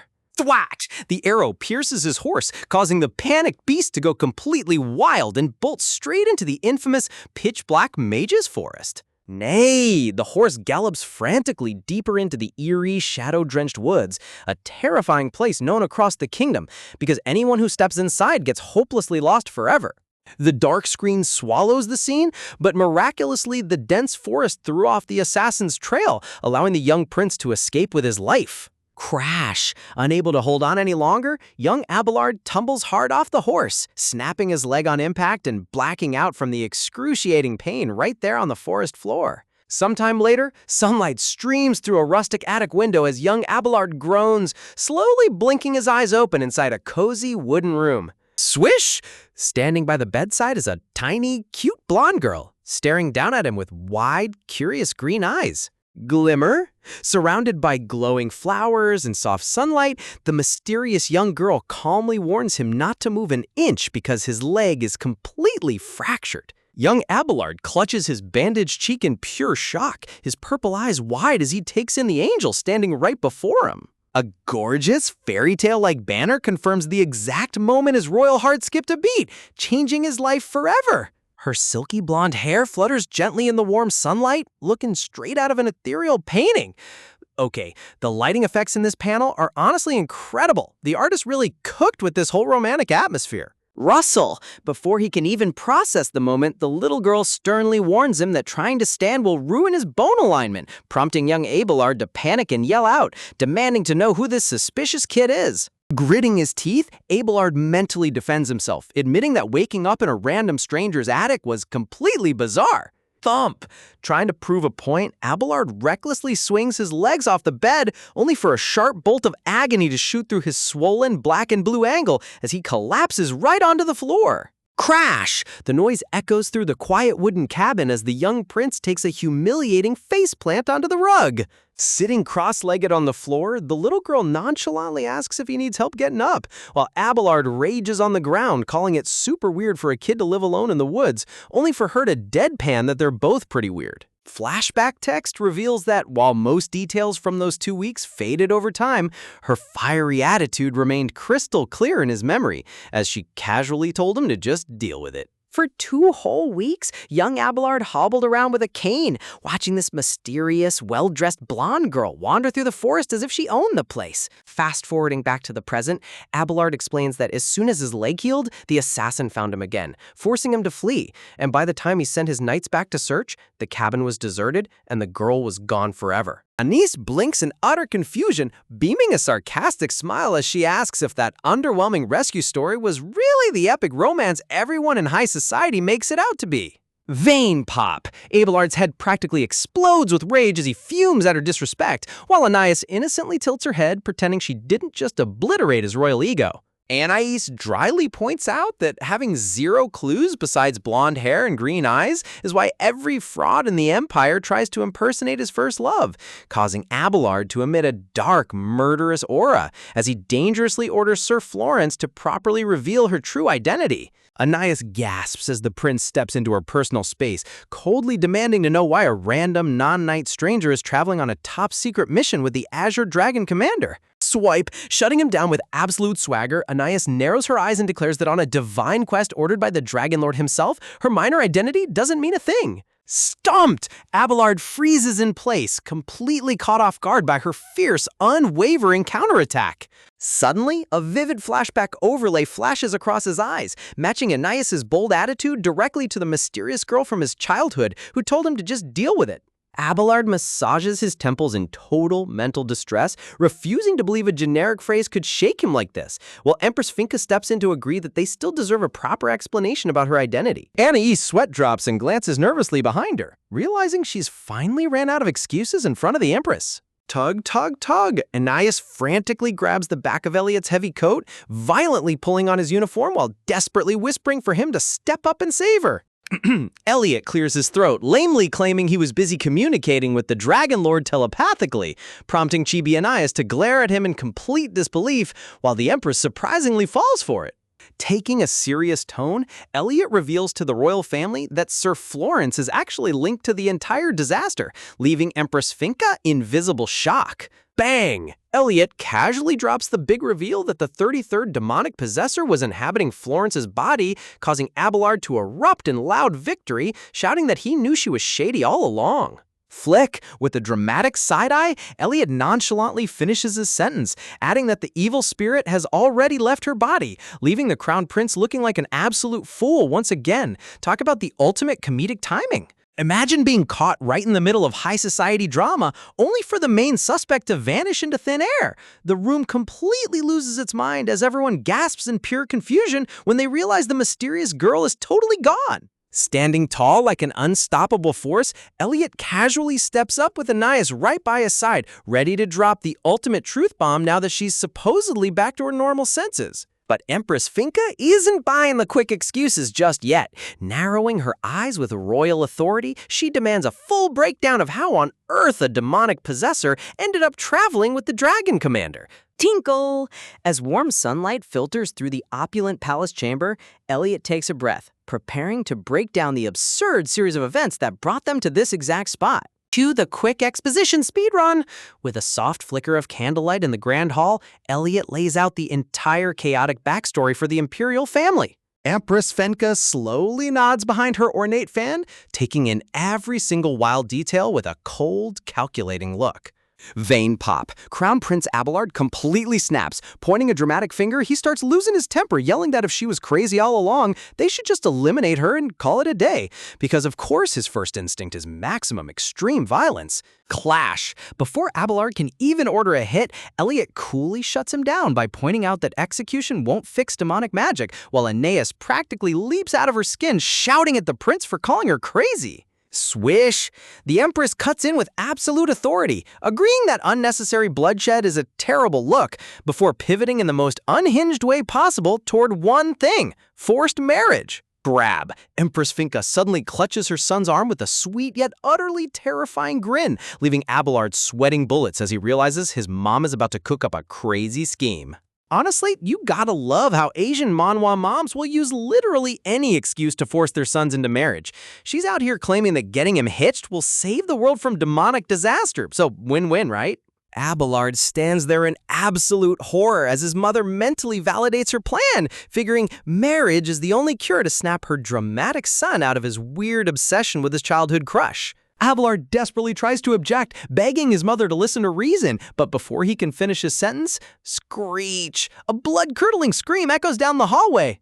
The heavy tension in the throne room vanishes in a split second as everyone turns their heads toward the corridor, wondering what kind of chaos just erupted right outside the doors. With the palace hunting competition currently underway, panic flares up. Could someone have been attacked by a beast, or is there a much darker magic at play? Bang! The grand double doors burst open as suspicion surges about dimensional cracks spilling evil energy into the palace. Thud! But instead of a monster, it's a full-on royal catfight. Two of the crown prince's former exes are throwing hands, violently pulling hair on the rug while screaming over who ruined the prince's reputation. Talk about high society trash TV at its finest. Kick, slapping, and wrestling across the marble floor, they scream about who genuinely loved the prince versus who was just clout chasing, completely forgetting they're putting on a show for the entire royal court. Abelard massages his forehead in pure secondhand embarrassment, muttering about how breakups are rarely clean, while his toxic exes continue yelling insults in the background. Sweating profusely, Abelard tries to act nonchalant in front of his mother, lamely pointing out that his exes are at it again, only to turn around and see Empress Finka giving him the deadliest glare in human history. Gush! An aura of pure demonic rage swirls around the Empress as she turns to Anais, formally apologizing for calling her crazy, because now she realizes the real psycho in the room is her own son. Rumble! The Empress's gaze locks onto Abelard with murderous intensity, declaring that her son has officially embarrassed the entire imperial lineage in front of foreign dignitaries. Swing! The Empress literally draws a sword to discipline her spoiled prince, while Anais cowers behind Elliot's massive frame like a terrified kitten. Calling out his full government name in that heavy pitch-black speech bubble is the universal sign that Abelard's life is officially over. Pointing a sharp finger, Empress Finka drops a brutal decree. Abelard is hereby stripped of his royal status for a whole year and demoted to being Elliot's personal servant. The Empress orders him to pack his bags and tag along on the dragon quest so he can finally learn basic humility and decency. Talk about an ultimate reality check. Stunned, Abelard's eyes go wide in absolute disbelief as his entire privileged lifestyle vanishes before his very eyes. Anais totally freaks out because having her ex-stalker prince on the team sounds like a nightmare, while Elliot respectfully tries to decline, explaining that bringing a royal prince on a dangerous dragon mission is a huge burden. The Empress places a hand over her face, lamenting that a spoiled prince who causes this much chaos is a threat to continental peace if he isn't disciplined immediately. She begs Elliot to consider this a sacred duty for the Azure Dragon Knights, while Anais flails around in the background internally screaming about everyone ignoring her opinion. Cha-ching! The Empress sweetens the deal by offering a whole year of her personal royal purse to the knights, and instantly, Anais forgets all her complaints and yells at Elliot to grab the cash immediately. You gotta love how fast she sells out for money. Elliot remains stoic and motionless, completely unbothered by that astronomical stack of gold being offered to him. With unmatched noble composure, Elliot flat out rejects the imperial bribe, standing firm on his principles. Kaboom! Anais literally collapses onto the floor in pure mental anguish, clutching her head and screaming into the void over why Elliot would turn down a literal mountain of gold. But Elliot isn't dumb. He casually points out that Anais owes 200 million Sing in debt, proposing an alternative deal that will work out way better for everyone involved. As the sunset paints the sky in soft shades of orange, Elliot asks if he can make one specific personal request to the brochured imperial family instead. Swoosh! With smooth diplomacy and undeniable authority, the Dragon Commander single-handedly resolves the entire royal crisis. Instead of demanding 3 billion Sing in cold hard cash, the deal Elliot struck with the royal family leads them straight to the palace stables. Out walks Prince Abelard, stripped of his lavish silks and stuffed into his standard knight uniform, complaining to his mom about his sudden downfall. Abelard fumes in total humiliation, whining that losing his first love was bad enough, but being forced to travel as an unpaid apprentice squire like a commoner is maximum disrespect. Tap! The Empress pokes him sharply with her fan, lecturing her spoiled son that he needs to experience life as a humble commoner if he ever wants to be fit to rule. Empress Finka holds her fan with absolute satisfaction, knowing this tough love discipline is long overdue. Sparkle! Elliot reassures the Empress that even though Abelard will be working as a lowly squire, he'll personally keep the Crown Prince safe from any real danger. Looking like absolute perfection, Elliot steps into the courtyard ready to embark on the next leg of their grand journey. Empress Finka giggles behind her fan as she waves her son off, praying he just comes back alive, while Abelard screams in panic, asking Elliot if dragging him along is really what the Dragon Lord wants. With a totally straight face, Elliot lie-checks the prince, claiming the Dragon Lord personally requested Abelard's presence during his divine communion. Man's deadpan bluffing skills are 10 out of 10. Glare. Elliot drops a sharp gaze, telling the prince to start showing respect to his new boss, leaving Abelard groaning in pure misery as he accepts his tragic reality. Meanwhile, look at poor Anais. She's weighed down by a backpack 3 times her size, looking completely soul-crushed like a medieval pack mule. Noticing her suffering, Elliot kindly offers her a gentle imperial mule to ride so she doesn't break her back on the road, finally giving our girl a tiny bit of relief. Step, step, and so the world's most chaotic party sets off on their journey, with the stoic commander leading, an exhausted girl riding along, and a spoiled crown prince forced into hard labor. This road trip is bound to be pure madness. Ever wonder what it's like to hit the open road with a squad where literally everyone is hiding a massive secret?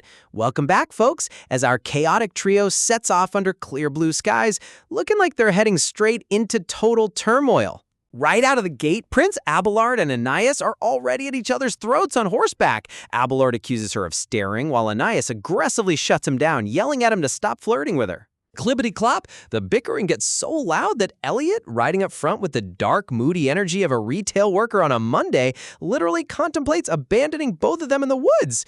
Honestly, who could blame him? As the text box clearly reminds us, carrying unwanted baggage on a quest is bad, but carrying an ex-prince and a chaotic heroine is a whole different level of torture. Shuffle. Elliot reminds himself of his grand divine mission to seal the dimensional cracks, even while the two behind him keep screaming petty insults about beggar hats and getting kicked out of royal mansions. Talk about main character patience. Gasp! Elliot suffers a sudden existential crisis, debating if he can ditch just one of them, only to realize his noble morals won't let him leave either behind. Man, being the responsible adult in an anime party is rough. Turning around on his mount, Elliot deadpans for everyone to save their energy since they're approaching the city of Reims. Seriously, the artist giving Elliot that tired, young chicken look in the corner is pure comedy gold. Suddenly, the mood shifts into gossip territory as the topic turns to Reims, raising the big question. Aren't they supposed to be hunting down Abelard's mysterious childhood first love here? Elliot breaks out the mental whiteboard, mapping out their world-saving checklist, first finding Abelard's crush, then making a pit stop at the Grand Duchy of Neuss to interview the Duke's ex-wives. I love how organized this man is amidst the absolute nonsense. Abelard tries to look smooth on his horse, pointing out that tracking down a girl with blonde hair and bright green eyes in the Northern Territory shouldn't take long at all. Giggle. Anais immediately pounces on him with maximum sarcasm, teasing him about how eager he is to find his so-called unrequited love, leaving Abelard face-palming in pure embarrassment. But then, Anais stops dead in her tracks, resting a finger on her chin as a sudden realization hits her. Could she have been in Reims 10 years ago too? In total chibi mode, Anais bursts into laughter at the ridiculous thought of ever running into him back then. She smugly brags about spending every summer in Reims, declaring she has zero memory of ever meeting a clueless little prince. Elliot just sighs, realizing every serious talk instantly devolves into a playground roast session. Strike a pose. Abelard tries to defend his dignity, claiming he totally stopped looking for his childhood crush the second he turned 16. Sure, buddy, whatever helps you sleep at night. Anais looks surprised as Abelard insists he lives by a strict code of devoted loyalty. Plus, even if he found her, high noble politics would have blocked her from ever becoming crowned princess anyway. Shimmer. Anais's eyes sparkle with dramatic intensity as she processes his confession, realizing there's way more baggage under that royal pride than she thought. Abelard grips his reins tight, looking down with a melancholic air as he reflects on how strict societal rules forced his hands back then. Swoosh! Elliot turns around and drops a truth bomb on Abelard, pointing out his massive ego for assuming the girl would even want to be crowned princess or marry him in the first place. Anais instantly backs Elliot up, shouting at the top of her lungs that she would have rejected Abelard first. The sheer speed of her rejection is honestly iconic. Elliot coolly nods in agreement, giving Anais props for making a valid point while Abelard sits there taking psychological damage and background shock. Elliot continues his logical breakdown, adding that if the girl is 24 now, she might already be married, which causes Abelard to freeze up and ask how on earth Elliot knows her exact age. Gasp! Abelard demands to know where that number came from, only for Elliot to casually explain that 24 is just his own age. The deadpan miscommunication here is absolutely top-tier writing. Chirp! A serene shot of the bright blue sky calms the tension, giving us a brief breath before the next ridiculous revelation drops. Anais leans forward on her mule, narrowing her eyes at Elliot with intense suspicion, wondering if the Dragon Lord secretly gave him inside intel on the situation. Glare! Elliot's gaze turns ice cold as he analyzes her suspicious reaction, pressing the team to finalize whether they're setting up camp in Reims or pushing straight to the duchy. Abelard hesitates with a giant sweat drop, finally admitting he'd much rather stop by Reims first to chase down his lead. Flash! The decision is officially locked in. Reims it is! Anais gasps with wide eyes, realizing their next destination is set in stone. Zoom in. With a sharp close-up on her eye, Anais reveals her true motive. Abelard's romance quest aside, she has her own personal bone to pick in Reims. Thud. Looking like a medieval pack mule burdened with a backpack larger than her body, Anais rides ahead, dead set on investigating a personal mystery. Swoosh! The camera pans up to the breezy summer sky as our crew finally arrives on the outskirts of the luxurious estate. Ta-da! Behold the Grand Reams Villa. Anais shows up rocking a fancy disguise complete with a lace eye mask, shouting happily about reaching her summer home while Abelard watches in disbelief. In an adorable chibi recap box, Anais boasts about changing into civilian dresses at a local tavern and using lace masks so the staff won't get spooked by armed knights. You gotta love her theatrical flair. Rush! The villa caretakers, Mr. and Mrs. Baldwin, alongside their freckled daughter Judy, hurry out to greet their young mistress with enthusiastic cheer. While the old man welcomes her back warmly, Judy glares suspiciously in the background, muttering under her breath about where Anais brought these strange men from again. Hark! Anais catches that tiny word again, and her detective brain instantly short-circuits with suspicion. Rumble. A dark, sinister aura surrounds Anais as she recalls the secret diary left behind by the 33rd demonic possessor in Charlotte, which contain a brutal insult. The Rames Villa is tacky. Angry chibi! Anais completely loses her mind in rage, screaming that she'll never forgive the evil possessor for calling her gorgeous villa tacky, and vows to uncover everything the demon did while staying here. Sparkle! Suppressing her inner rage, Anais instantly flips the switch back to an angelic, flower-framed smile. Man, her fake polite face deserves an Oscar. Anais casually greets Judy, asking if it's been a year, only for Judy to blurt out that Anais actually visited briefly during the winter. Anais freezes, realizing the 33rd possessor was sneaking around her house during the off-season. Swish! Playing it cool, Anais gently lifts her skirt ruffle, masking her utter shock with smooth high society manners. Observing Judy's unusually cheerful attitude, Anais realizes that possessor number 33 must have showered the staff with bribes and gifts to buy their loyalty. Clink! Anais hands Judy a single silver tip, acting extra generous to keep up appearances. Judy stares at the silver coin in confusion, wondering why her mistress suddenly became so stingy compared to her lavish winter spending. Meanwhile, Anais orders the best rooms prepped for her escorts. Mrs. Baldwin grabs the horse reins, super curious as to why her lady showed up with 2 gorgeous men and 0 maidservants in tow. Sparkle! Elliot and Abelard strike a dashing pose in their civilian outfits, casually introducing themselves as escort knights while skipping a 3-hour-long explanation. Gotta love how low-effort their cover story is. Whisper! Judy leans into Anais's ear, asking if these 2 handsome guys are anything like Lord Caesar, a name that makes Anais's eyes widen in absolute surprise. Question marks! Chibi Anais racks her brain, realizing the name Caesar was never mentioned in any of the possessor's written records. Bam! Judy hands over a secret sealed letter left behind by Lord Caesar, addressed with the ultra-dramatic title, "To my queen." Anais gasps in pure shock as a new romance plot twist hits the table. Imagine opening a mysterious, highly romantic letter sealed with red wax and lace, only to realize your body's previous demonic possessor left you a giant mess to clean up. That's right, we are diving straight back into the madness as this innocent-looking pink envelope drops on the table. Scream! The sheer panic sets in immediately as Anais's brain completely breaks down, screaming in terror over what on earth the 33rd possessor did while living in her body. Taking a deep breath, Anais sits down with the mysterious letter in her hands, bracing herself to read whatever cringeworthy nonsense this mysterious sender wrote under the cheesy title, "To my queen." Eek! The moment her eyes hit the page, Anais literally collapses backwards onto the floor in utter agony.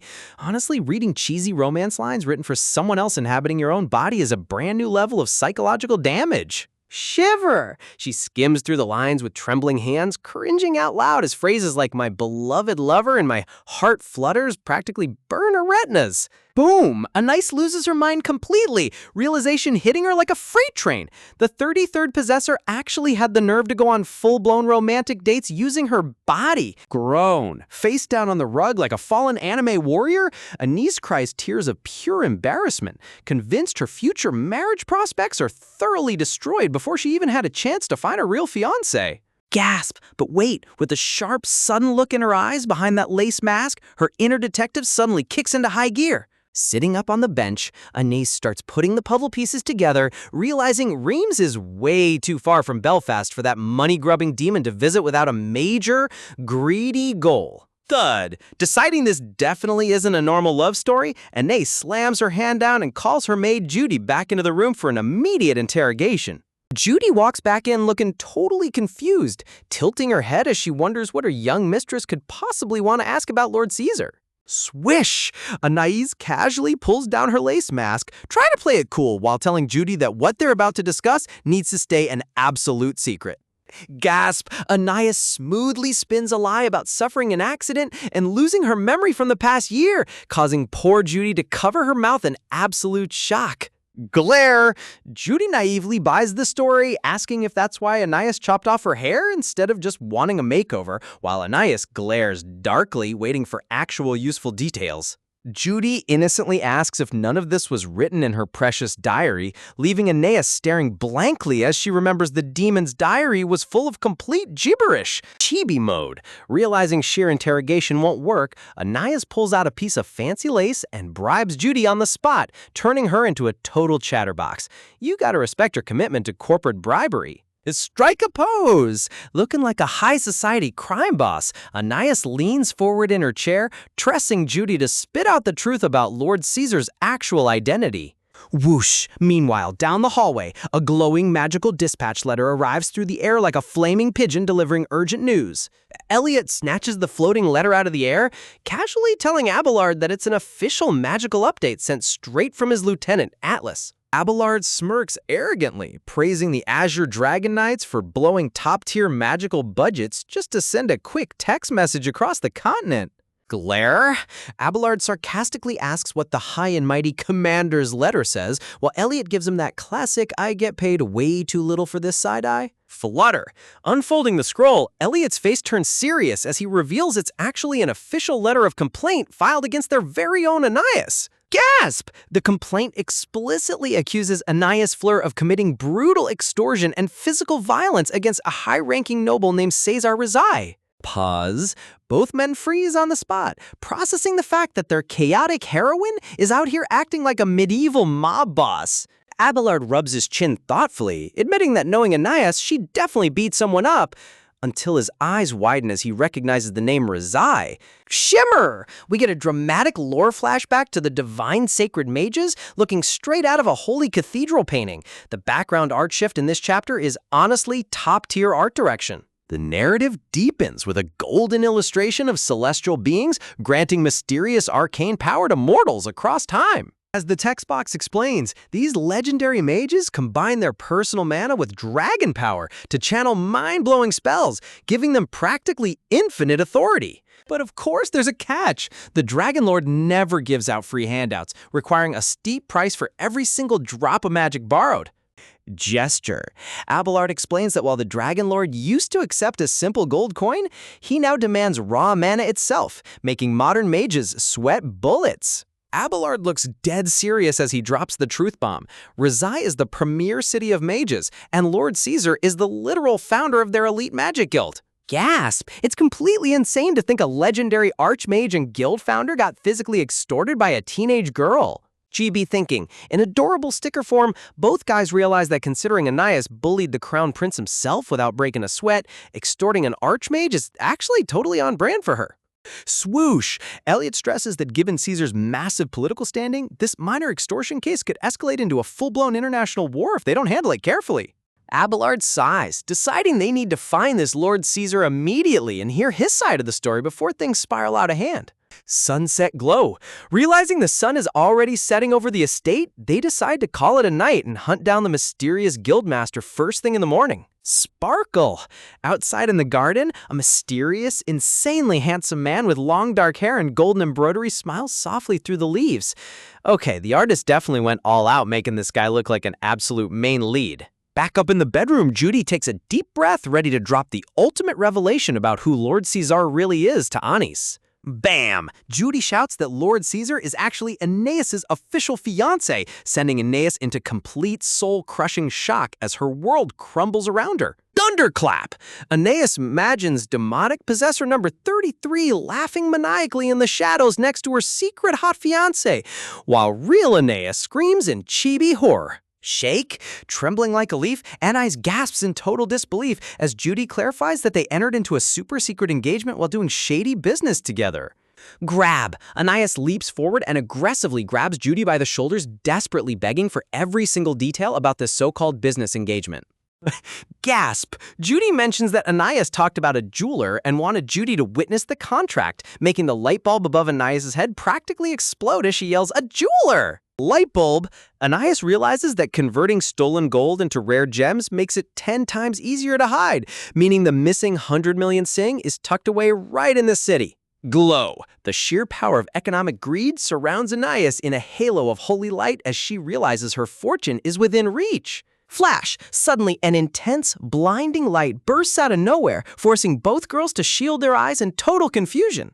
Downstairs, the entire mansion lights up like a magical supernova as high-tier mana pours through the doorways. Shield! Elliot covers his face against the blinding glare, suddenly realizing they won't have to go searching for Lord Caesar after all. Swoosh! A magical aura swirls together into an elegant figure right before their very eyes. Ta-da! Emerging from the brilliant light in full majestic glory, the ridiculously gorgeous Lord Caesar appears with a charming smile, ready to confront his chaotic fiancée. Talk about a family tree loaded with prestige. The Reizei royal family isn't just famous for their high-tier noble blood, but also for being the literal gold standard of parenting in the realm.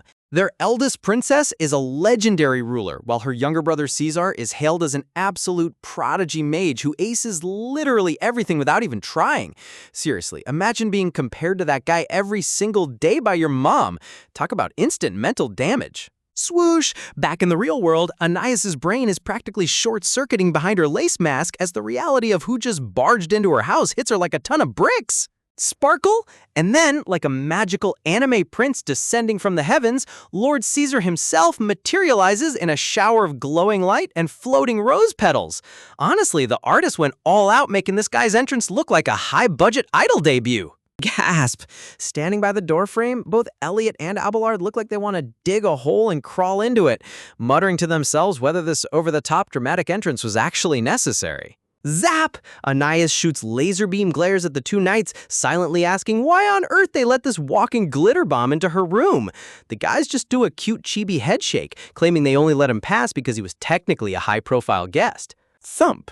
Anais squints through her lace mask, her inner detective alarm ringing at full volume as she prepares to navigate this insanely awkward encounter. Step, striding forward with an almost blindingly bright smile, Caesar calls out her name with so much dramatic romance you can practically hear the background violin music swelling. Kiss! Dropping down on one knee like a classic knight in shining armor, Caesar gently takes her hand and plants a tender kiss right on it while surrounding them in a cloud of holy sparkles. Soft glare, he looks up at her with those deep emotional eyes, looking like he's about to confess his burning love right then and there. Eek! But wait, the moment he notices her lace mask and subtle burn marks, his romantic expression flips to pure shock, desperately asking if his beloved lady was somehow horribly injured. Dramatic sigh, he clutches his heart in complete agony, lamenting how her prolonged absence already broke his spirit, but seeing her physical wounds is tearing his soul to shreds. Man, someone get this guy an Oscar already! Freeze! Unable to handle the sheer level of cheesy cringe, Anais pulls her hand back, sternly calling him Lord Reizei to put an immediate end to his dramatic theater act. Snort. In the background, Abelard literally doubles over, holding his stomach to keep from dying of laughter, while Elliot just stands there looking dead inside.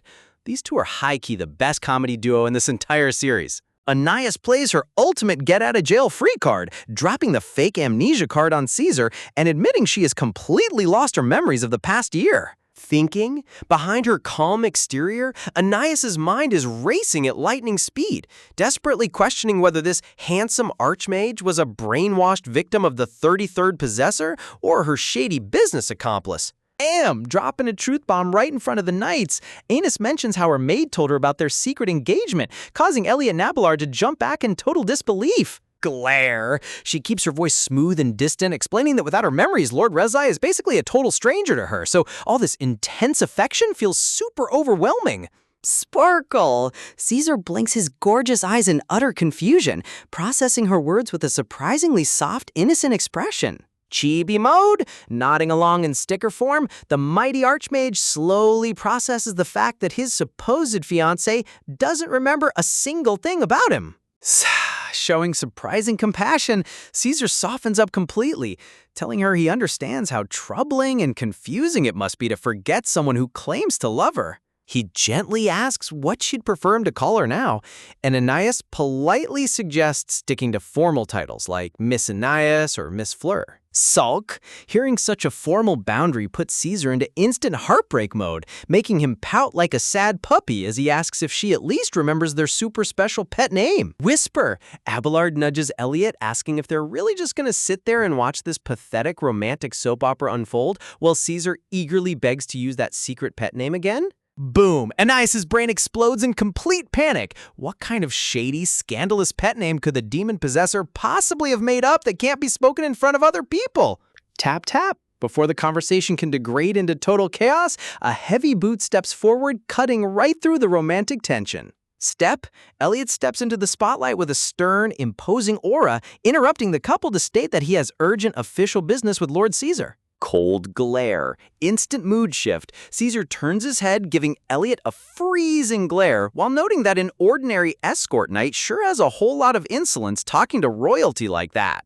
Realizing this room is about to become a battleground for top-secret political drama, Anais quickly turns around and dismisses her maid Judy from the chamber.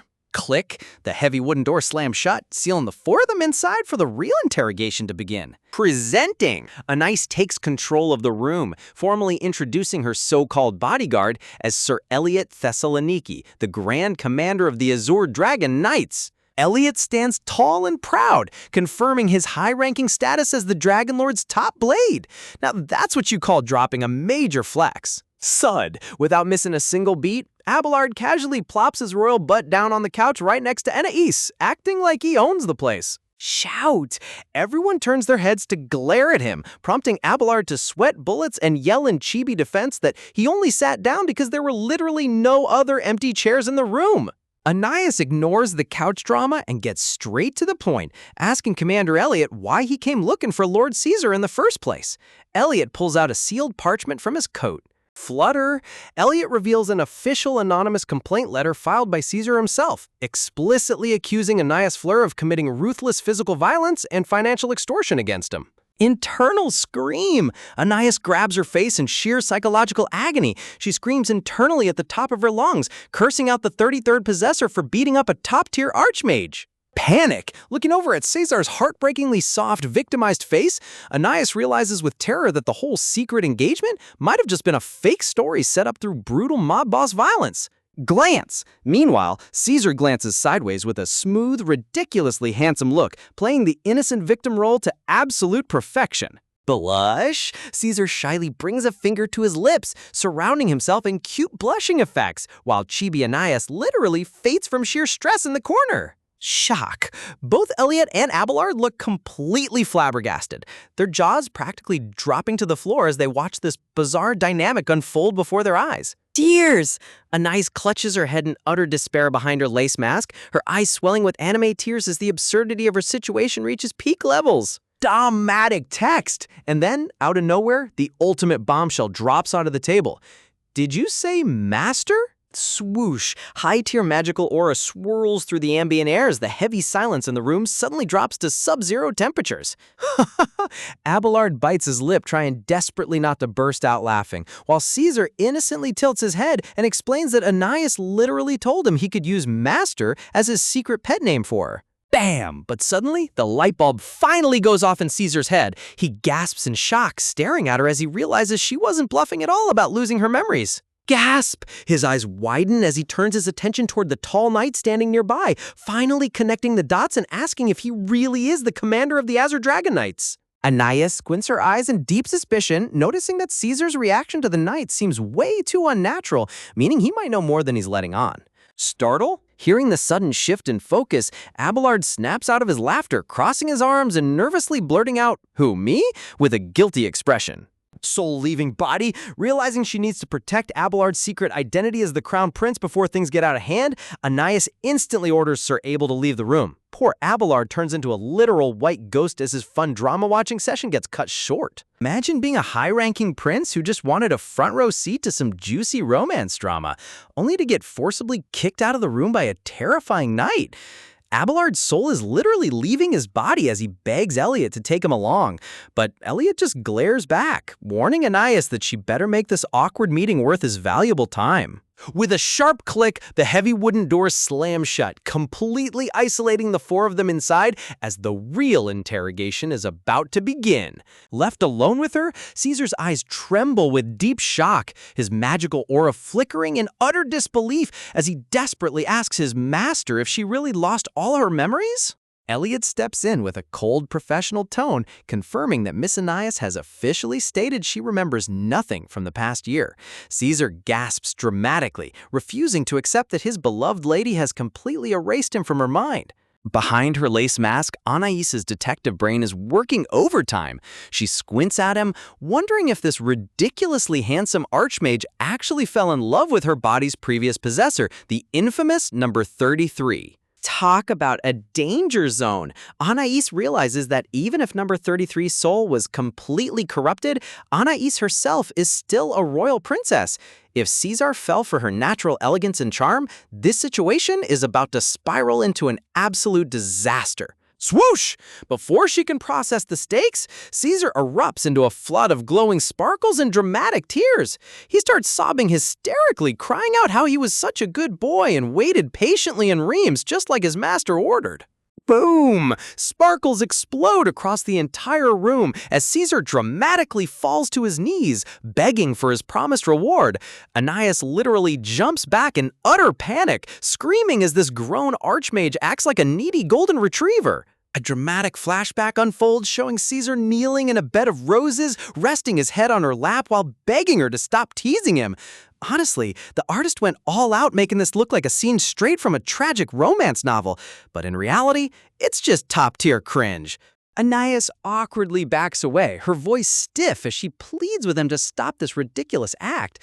But Caesar just buries his face in his hands, wiping away tears and lamenting how his tragic love story is falling apart. Chibi mode activated. Anais's ghost floats out of her mouth as she clutches her head in complete mental exhaustion. She internally screams, desperately questioning how on earth she's supposed to handle a top-tier noble who is completely out of his mind. She looks back at how she used to banter with Abelard, realizing that even though she was blunt with the crown prince, Abelard was at least sane enough to enjoy the teasing. But this guy is a literal living nightmare. Snapping out of her shock, Anais reaches out and grabs Caesar by his collar, aggressively pulling him back before he can embarrass himself any further. Step. Commander Elliot steps into the frame like an absolute boss, towering over Caesar with an icy, dangerous aura. He sternly commands the archmage to step back, warning him that any further uninvited touching will be officially charged as molesting a royal family member. Now that is how a true knight protects his lady. Caesar instantly sniffs, pulling back with a pouting face as he apologizes for losing his composure. Meanwhile, Chibi Anais glares at him from behind her mask, wondering why he's the one losing his composure when she's the one dealing with all the stress. Wiping a bead of sweat, Caesar nervously gestures for everyone to take a seat so he can explain everything. But wait, look at the bottom panel. Anais was literally hovering a heavy wooden table over his head, prompting him to quickly ask her to put the furniture down before somebody gets hurt. Scene shift. Outside under the pale moonlight, Elliot strolls through the garden estate, reflecting on everything he heard on the way to Reims.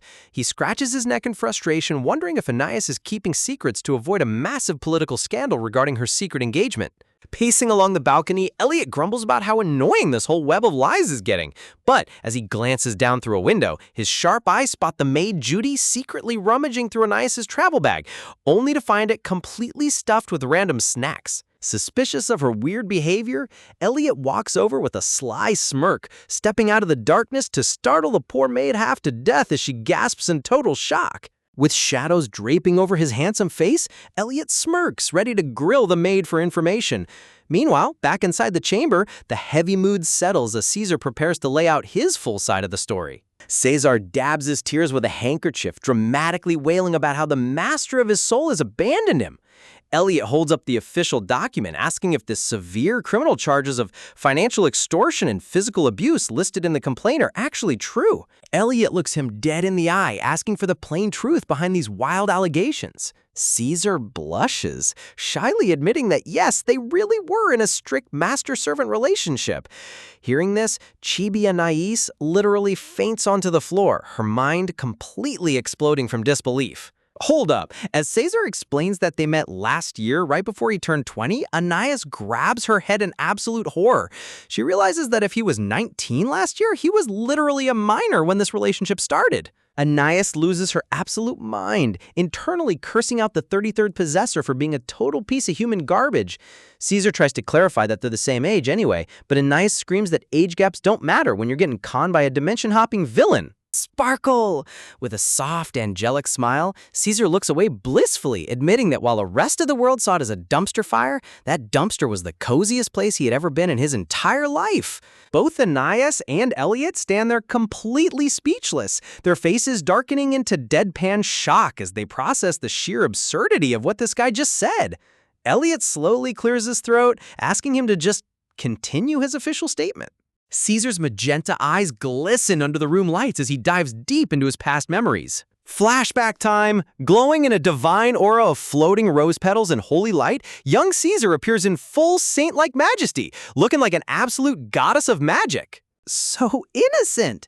Smiling brightly with pure sweetness, young Caesar reveals that back in those days, he had zero political greed and simply wanted to cast cool magic spells and build his guild. Boom! But out of nowhere, dark, ominous shadows swallowed his peaceful life as a booming voice echoed from the abyss.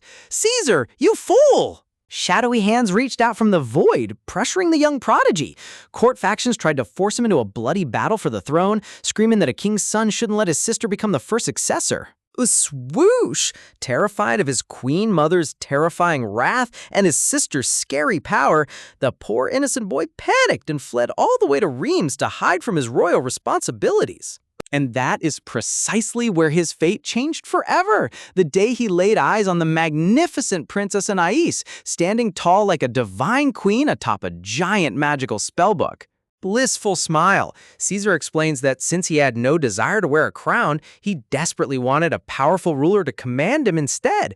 So the moment he met his master, he was absolutely over the moon. Clasping his hands together in pure worship, young Caesar bathed in her radiant aura, completely devoted to serving her every command. Cringe overload. Back in reality, both Anais and Elliot look like they just swallowed a raw lemon. Dark shadows cover their faces as they stare at him with deadpan disgust, Anais thinking she has officially heard enough of this unbelievable nonsense. Anais coughs awkwardly, turning her attention back to Commander Thessaloniki to regain control of the conversation. Caesar quickly jumps to her defense, clarifying that while the official complaint is based on real events, it's completely false to say Anais exploited or abused him for financial gain. He happily reveals that he willingly collaborated in all of her schemes and actually enjoyed every single second of it. Elliot raises an eyebrow, asking what kind of shady business they were actually cooperating on. Fidgeting with his fingers, Caesar reveals that Miss Fleur was hosting a massive business presentation at this very villa. Upon hearing the word business, Anais's eyes widen under her mask as thunder strikes in her mind. As the hidden history behind the 33rd possessor's criminal empire begins to unravel, the stakes in this room reach an all-time high. The flashback opens up to reveal the stunning, sunlit exterior of the grand Reims villa where the famous gathering took place. Table setups filled with luxurious tea sets and fancy cakes masked what was actually a massive investment scam, the 33rd Anais Fleur's Diamond Mine presentation, cleverly disguised as an innocent noble tea party. Young Caesar attended the event in a stylish black outfit, looking over the official investment contract and instantly noticing that something felt totally off about the terms. Cha-ching! Feather pens scribbled rapidly as gold coins rained across the table. Because scrutinizing business contracts was considered rude among Reims nobility, the clueless aristocrats were signing away their fortunes without reading a single line. Gold coins flooded her pockets as the 33rd possessor successfully pulled off one of the biggest financial swindles in royal history. But being the genius head of the Magic Guild, Caesar couldn't hold back his curiosity. He walked right up to Anais in the garden, pointing out that her contract was obviously structured to make investors lose all their money. The 33rd possessor raised her ornate lace fan, peering over it with sharp, predatory eyes as she mockingly asked which young lord dared to question her brilliance. With a wicked, confident smirk, she teased the young archmage, asking if he didn't know who she was or if he just suffered from a massive prince complex. What a legendary face-off! The flashback hits peak absurdity as the 33rd possessor snaps at young Caesar, accusing him of using cheap trick words to disrupt her precious diamond mine scam. Sparkle explosion! Pink petals and blinding lights swirl through the air as time literally stops around the young archmage. Staring up in absolute awe, young Caesar's eyes widen with a mix of terror and sudden, undeniable infatuation. Talk about falling for red flags instantly. An ornate floral lace pattern frames the scene, marking the exact moment his life took a massive chaotic turn. Slap! Overwhelmed with frustration, she delivers a sharp, stinging slap straight across his face before he can even blink. Instead of running away, Caesar feels that stinging pain and instantly falls head over heels, begging to become her loyal servant. Honestly, this guy's masochism needs to be studied under a microscope. Finishing his flashback, Caesar casually concludes that this exact moment was how his weirdly submissive partnership with her officially began. Back in the real world, the entire room sits in dead silence as Elliot, Aeneas, and Thessaloniki digest the sheer madness of his backstory. Caesar clasps his hands tightly against his cheeks, blushing like an innocent maiden while recollecting his past. Deadpan rejection. A massive, bold text bubble drops over the screen with a resounding no. Aeneas grips her dress in rage, violently shaking as she yells at him that he wasn't helping her. He was literally getting used like a pawn. Taking a deep breath to compose herself, masked Aeneas leans forward and asks the ultimate burning question: was there ever any romantic intimacy between them? She fixes him with an intense glare, demanding that he leave his delusional feelings at the door and stick strictly to the facts. Caesar hesitates, nervously looking away as a heavy cloud of anxiety fills the room. Aeneas narrows her eyes beneath her lace mask, her heart pounding as she prepares for the absolute worst-case scenario. Caesar solemnly admits that while he knew she wasn't his master anymore, he still secretly longed to remain her obedient slave. But thankfully, he confirms that there was absolutely zero physical or romantic intimacy for her to worry about. Whew! The heavy tension instantly vanishes from the room as Anais catches her breath, feeling a massive weight lift off her shoulders. Aeneas lets out a dramatic gasp, clutching her chest as her soul practically returns to her body. Chibi relief. Her chibi form celebrates with pure joy, thanking the heavens above that things didn't cross any unholy lines. Thud! Anais completely collapses onto the couch in total exhaustion, crying out in relief that these two were totally out of their minds. Being the ultimate chivalric gentleman, Elliot kneels down and offers his sturdy arm to help the exhausted princess back onto her feet. Elliot notes how radically her personality has shifted, but Thessaloniki quickly defends her, reminding him of the insane trauma she's been put through lately. A dramatic text cloud highlights how even the most hardened war knight would lose their sanity dealing with this endless circus. Meanwhile, Caesar sits back with a cool, dangerous glint in his eye, quietly analyzing the dynamic between the knight and the lady. Sensing his gaze, both Aeneas and Elliot freeze up, realizing the Archmage is far smarter than his puppy dog act lets on. Shadowing over them, Caesar sharply questions why the Grand Commander of the Azure Dragon Knights is personally trailing a disgraced noble lady. Chibi mode!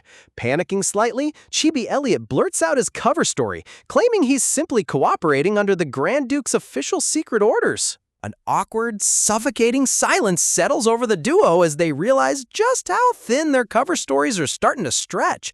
Nighttime shift. Outside the Reams villa, the cool night breeze rustles through the garden trees as the main storyline takes a dramatic turn. Echoing laughter floats through the dark courtyard, leading us straight into the sneaky side plot unfolding in the garden.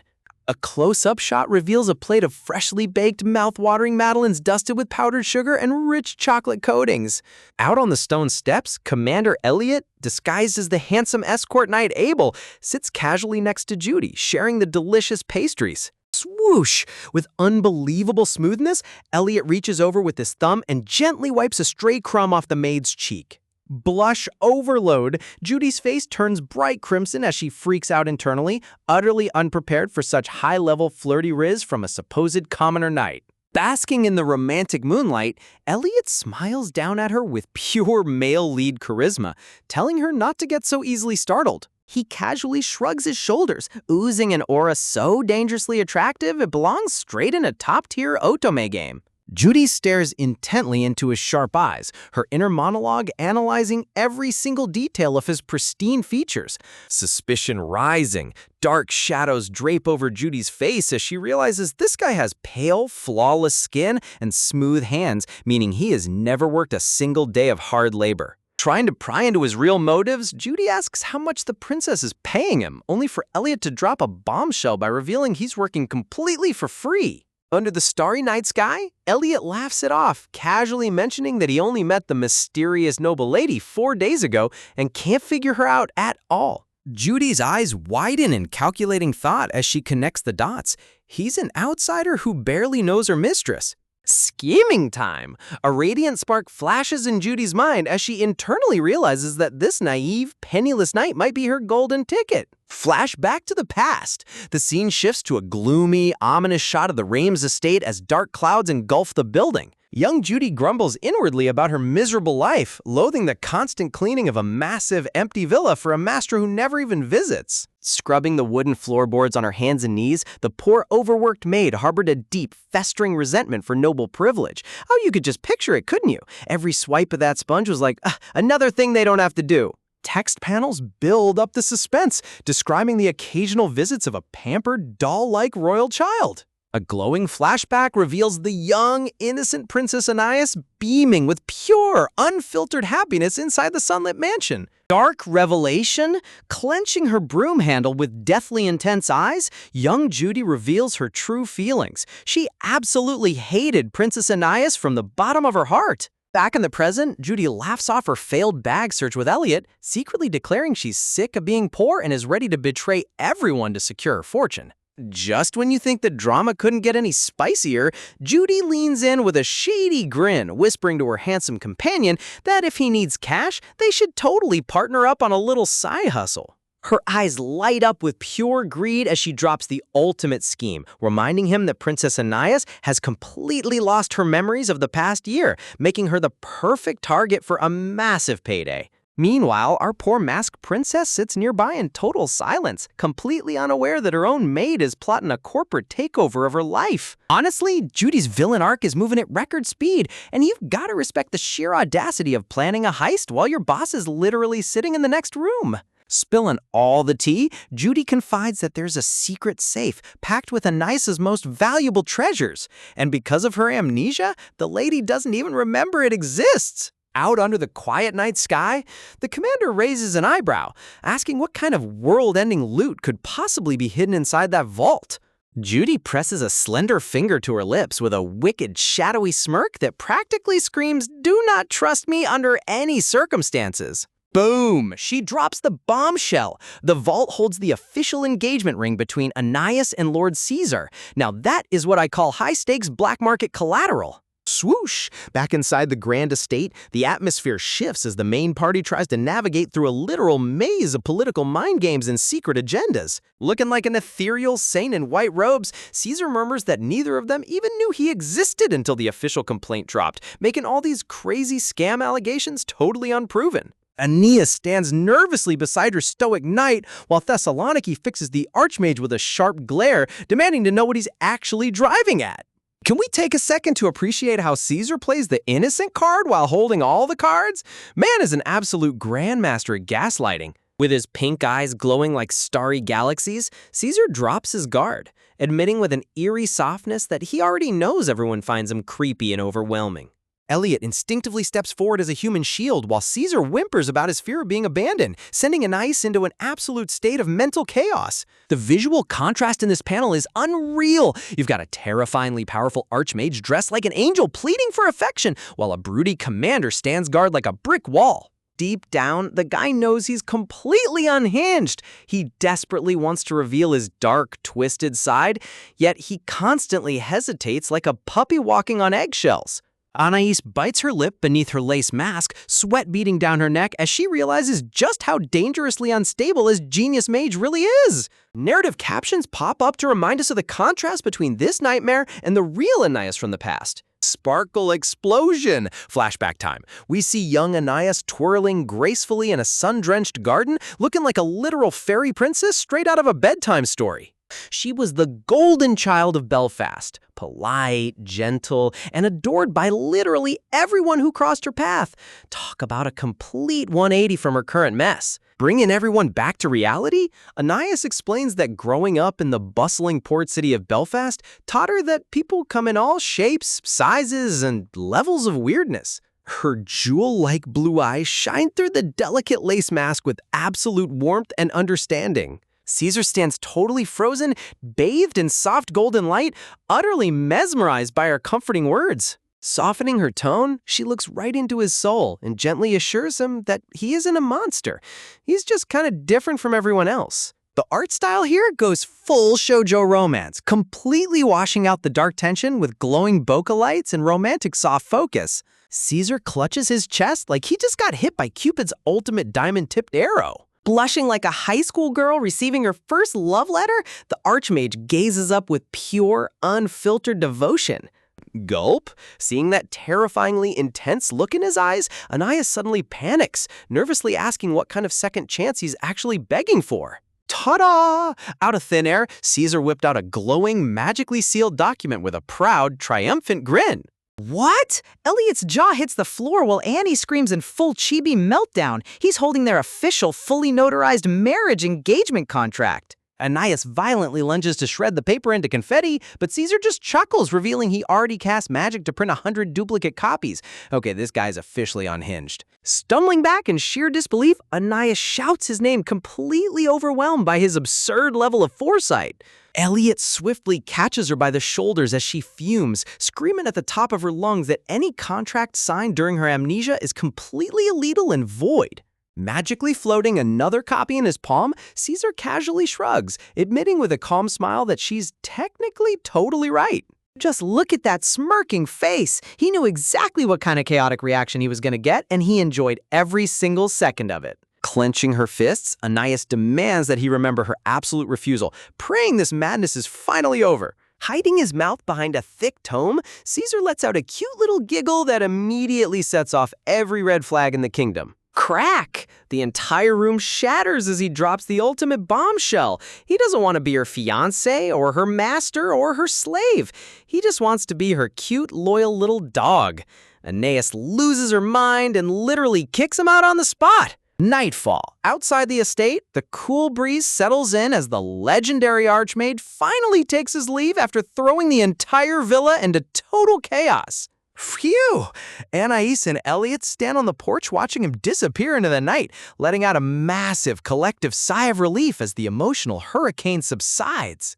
Trying to break the heavy tension, Anais playfully teases the commander, asking if he harbors the same weird feelings, only for Elliot to instantly deadpan, absolutely not. As they stroll through the moonlit courtyard, Elliot drops his rigid guard, softly confessing that despite everything, he's genuinely worried about her well-being. Chibi mode! The wholesome mood instantly breaks as Chibi Anais pouts, asking why he had to throw a casual insult about her chaotic personality right in the middle of a sweet moment. Turning serious under the starry night sky, Elliot gazes down, noting that the Anais he has observed is far too gentle to ever intentionally hurt anyone. Shatter. A dramatic broken glass visual highlights the dark reality. Learning that her past self acted like a villain to others must be tearing her heart into a million pieces. Anais stands at the balcony edge, her dress fluttering in the night wind as she silently gazes toward the distant horizon. The lighting in the scene is absolute perfection. The cool blue hues bring out such a melancholic, reflective vibe that you can almost feel the chill in the air. Elliot fixes his sharp green eyes on her profile, deeply admiring how this fragile lady carries such an immense burden without breaking down. A glowing, heroic vision flashes in his mind, reminding us of her true stature as the brave, unyielding Princess of Belfast standing tall behind her holy sword. Swoosh! Snapping back to reality, Anais suddenly turns around and catches him staring, loudly complaining about him stopping mid-sentence and leaving her hanging. Just when you think the midnight drama's finally over, our stoic commander drops a surprisingly soft question that catches the princess completely off guard. Elliot tries to play it cool, acting deeply concerned about her fake engagement mess like a true protective Elliot. Look at this man covering his eyes in absolute stress. He's internalizing her problems like he's paying rent for them. Stepping up like a total hero, Elliot vows to take full responsibility and clean up this mess, making Anais gasp in relief.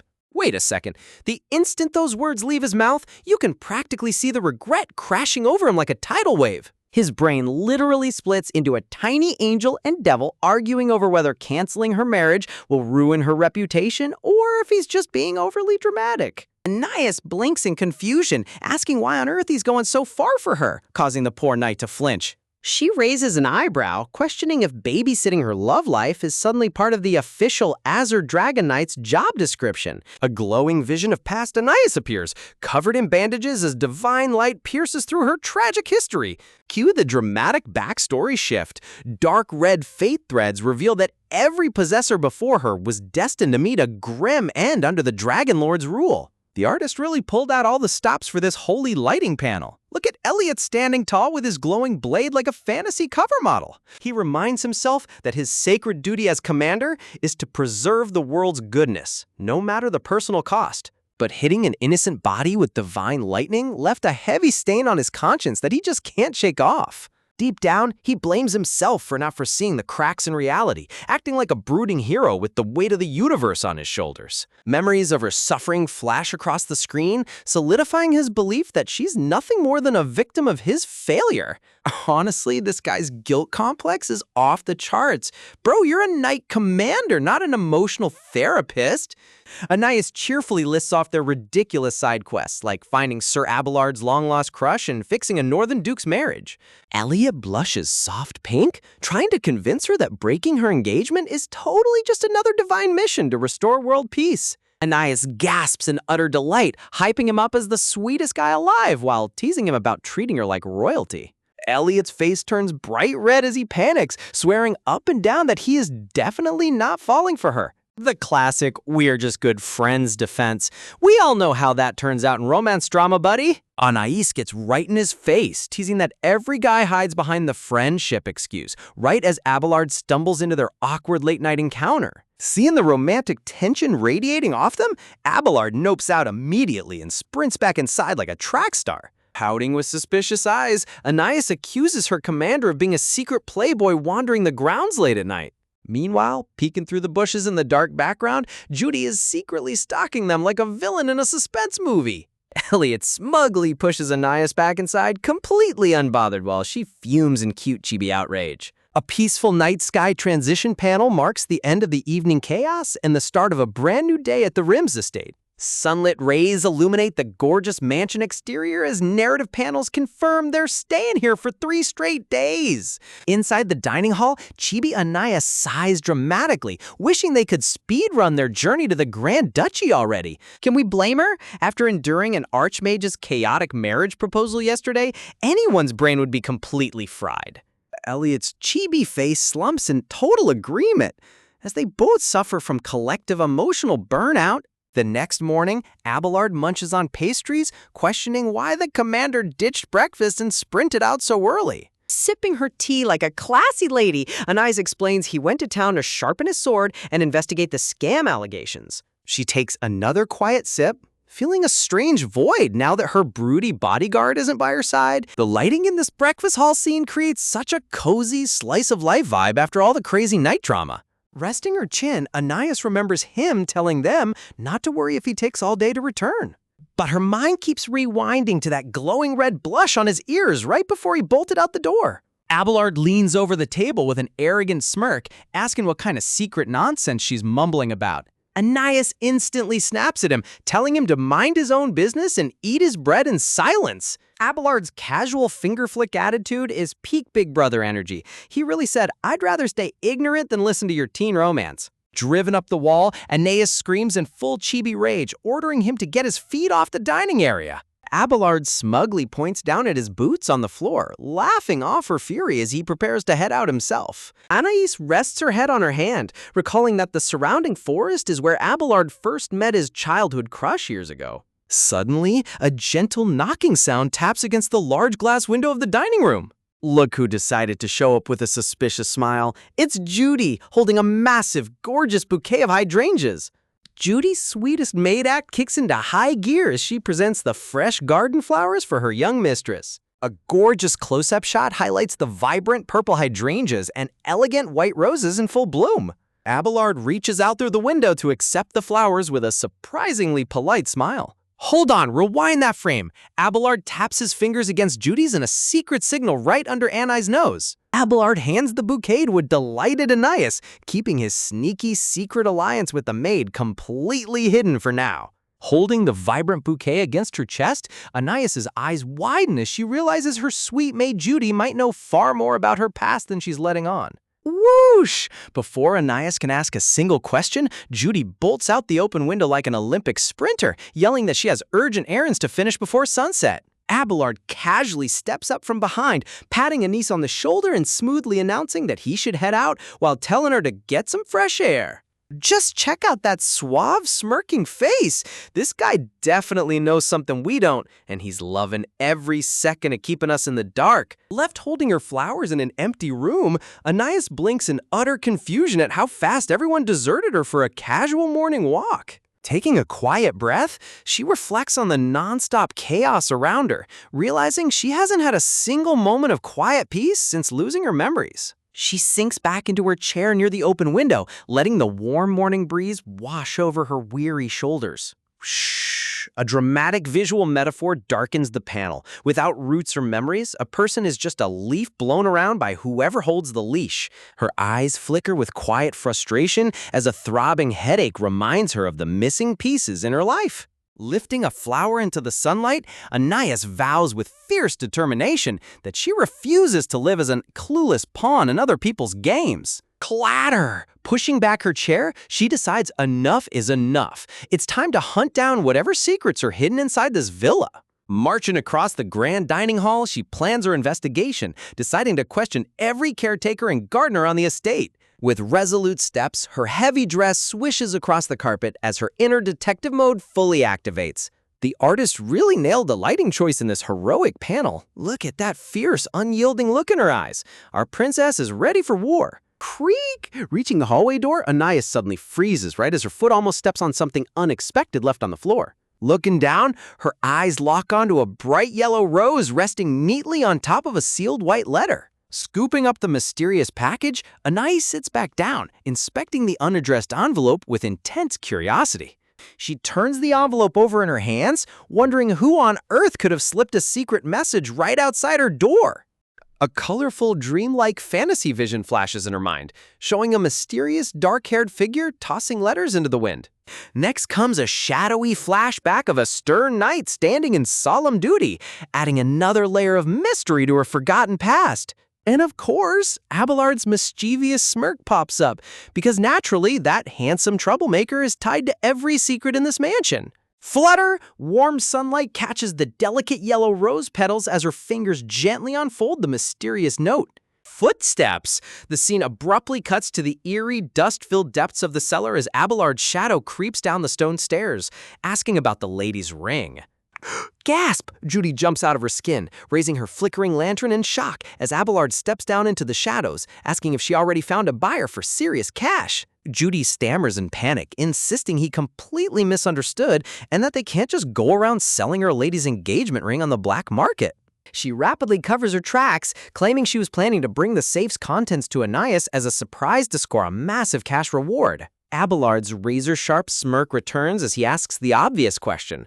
If her intentions were so clean, why not just bring Anais down here right now? Panic! Sweating profusely, Judy lies through her teeth, claiming the safe key is missing and she only needed his raw physical strength to smash it open quietly. A dark flashback reveals Judy's past shady dealings. Seriously, this maid's villain arc is unraveling faster than a cheap sweater.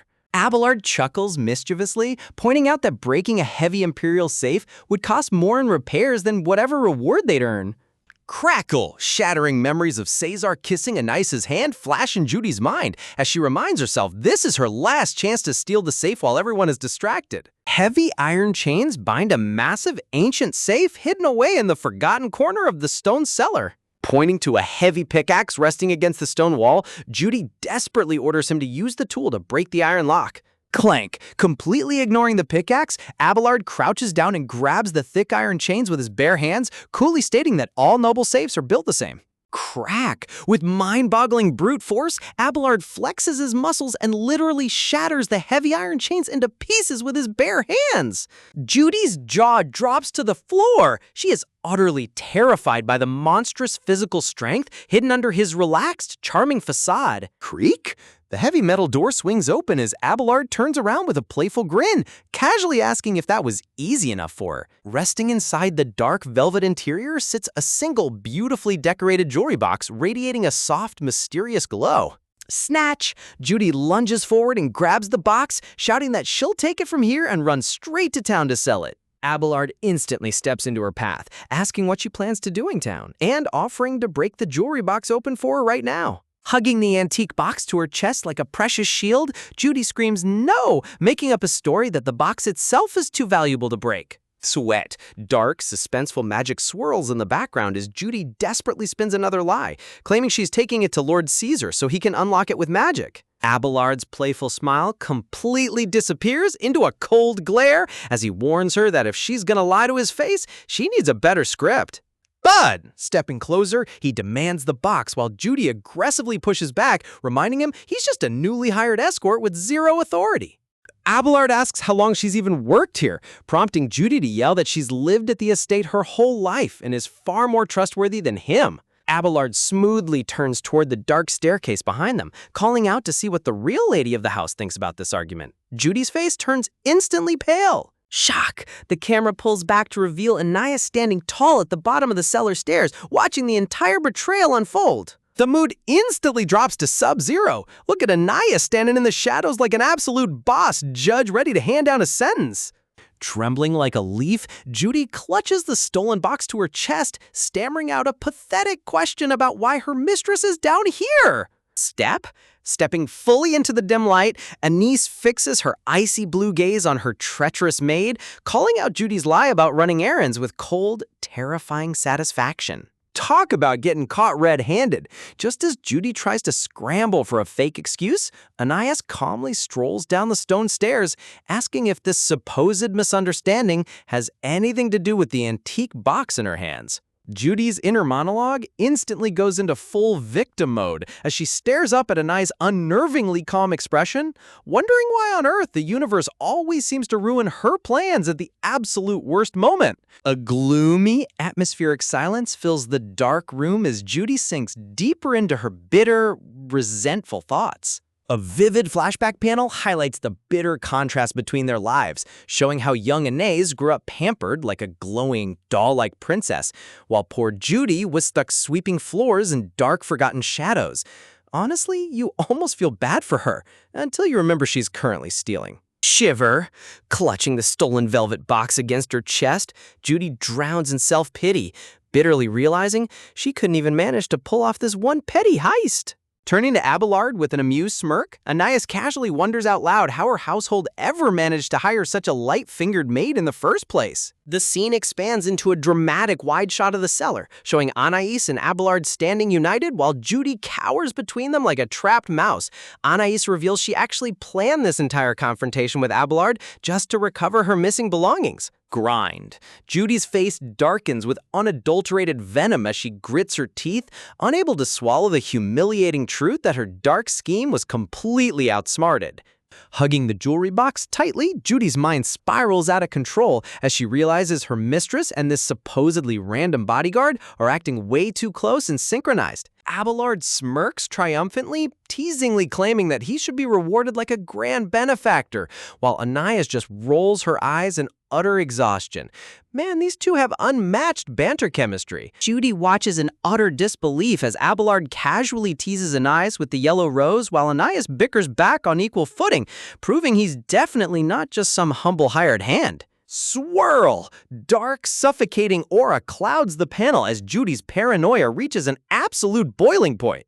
Dripping with sweat, Judy mutters hysterically in the dark shadows, convincing herself that Anais and Abelard staged this entire scenario just to play her for a complete fool. Wild memories flash across the screen, showing the mysterious dark-haired mage who previously bowed down and addressed Anais as his supreme master. In a hilarious fit of grand illusion, Judy envisions Anais sitting high on a glowing throne while noble knights kneel before her, concluding that this whole mansion was just a twisted roleplay game designed to mock her. Talk about top-tier villain coping mechanisms.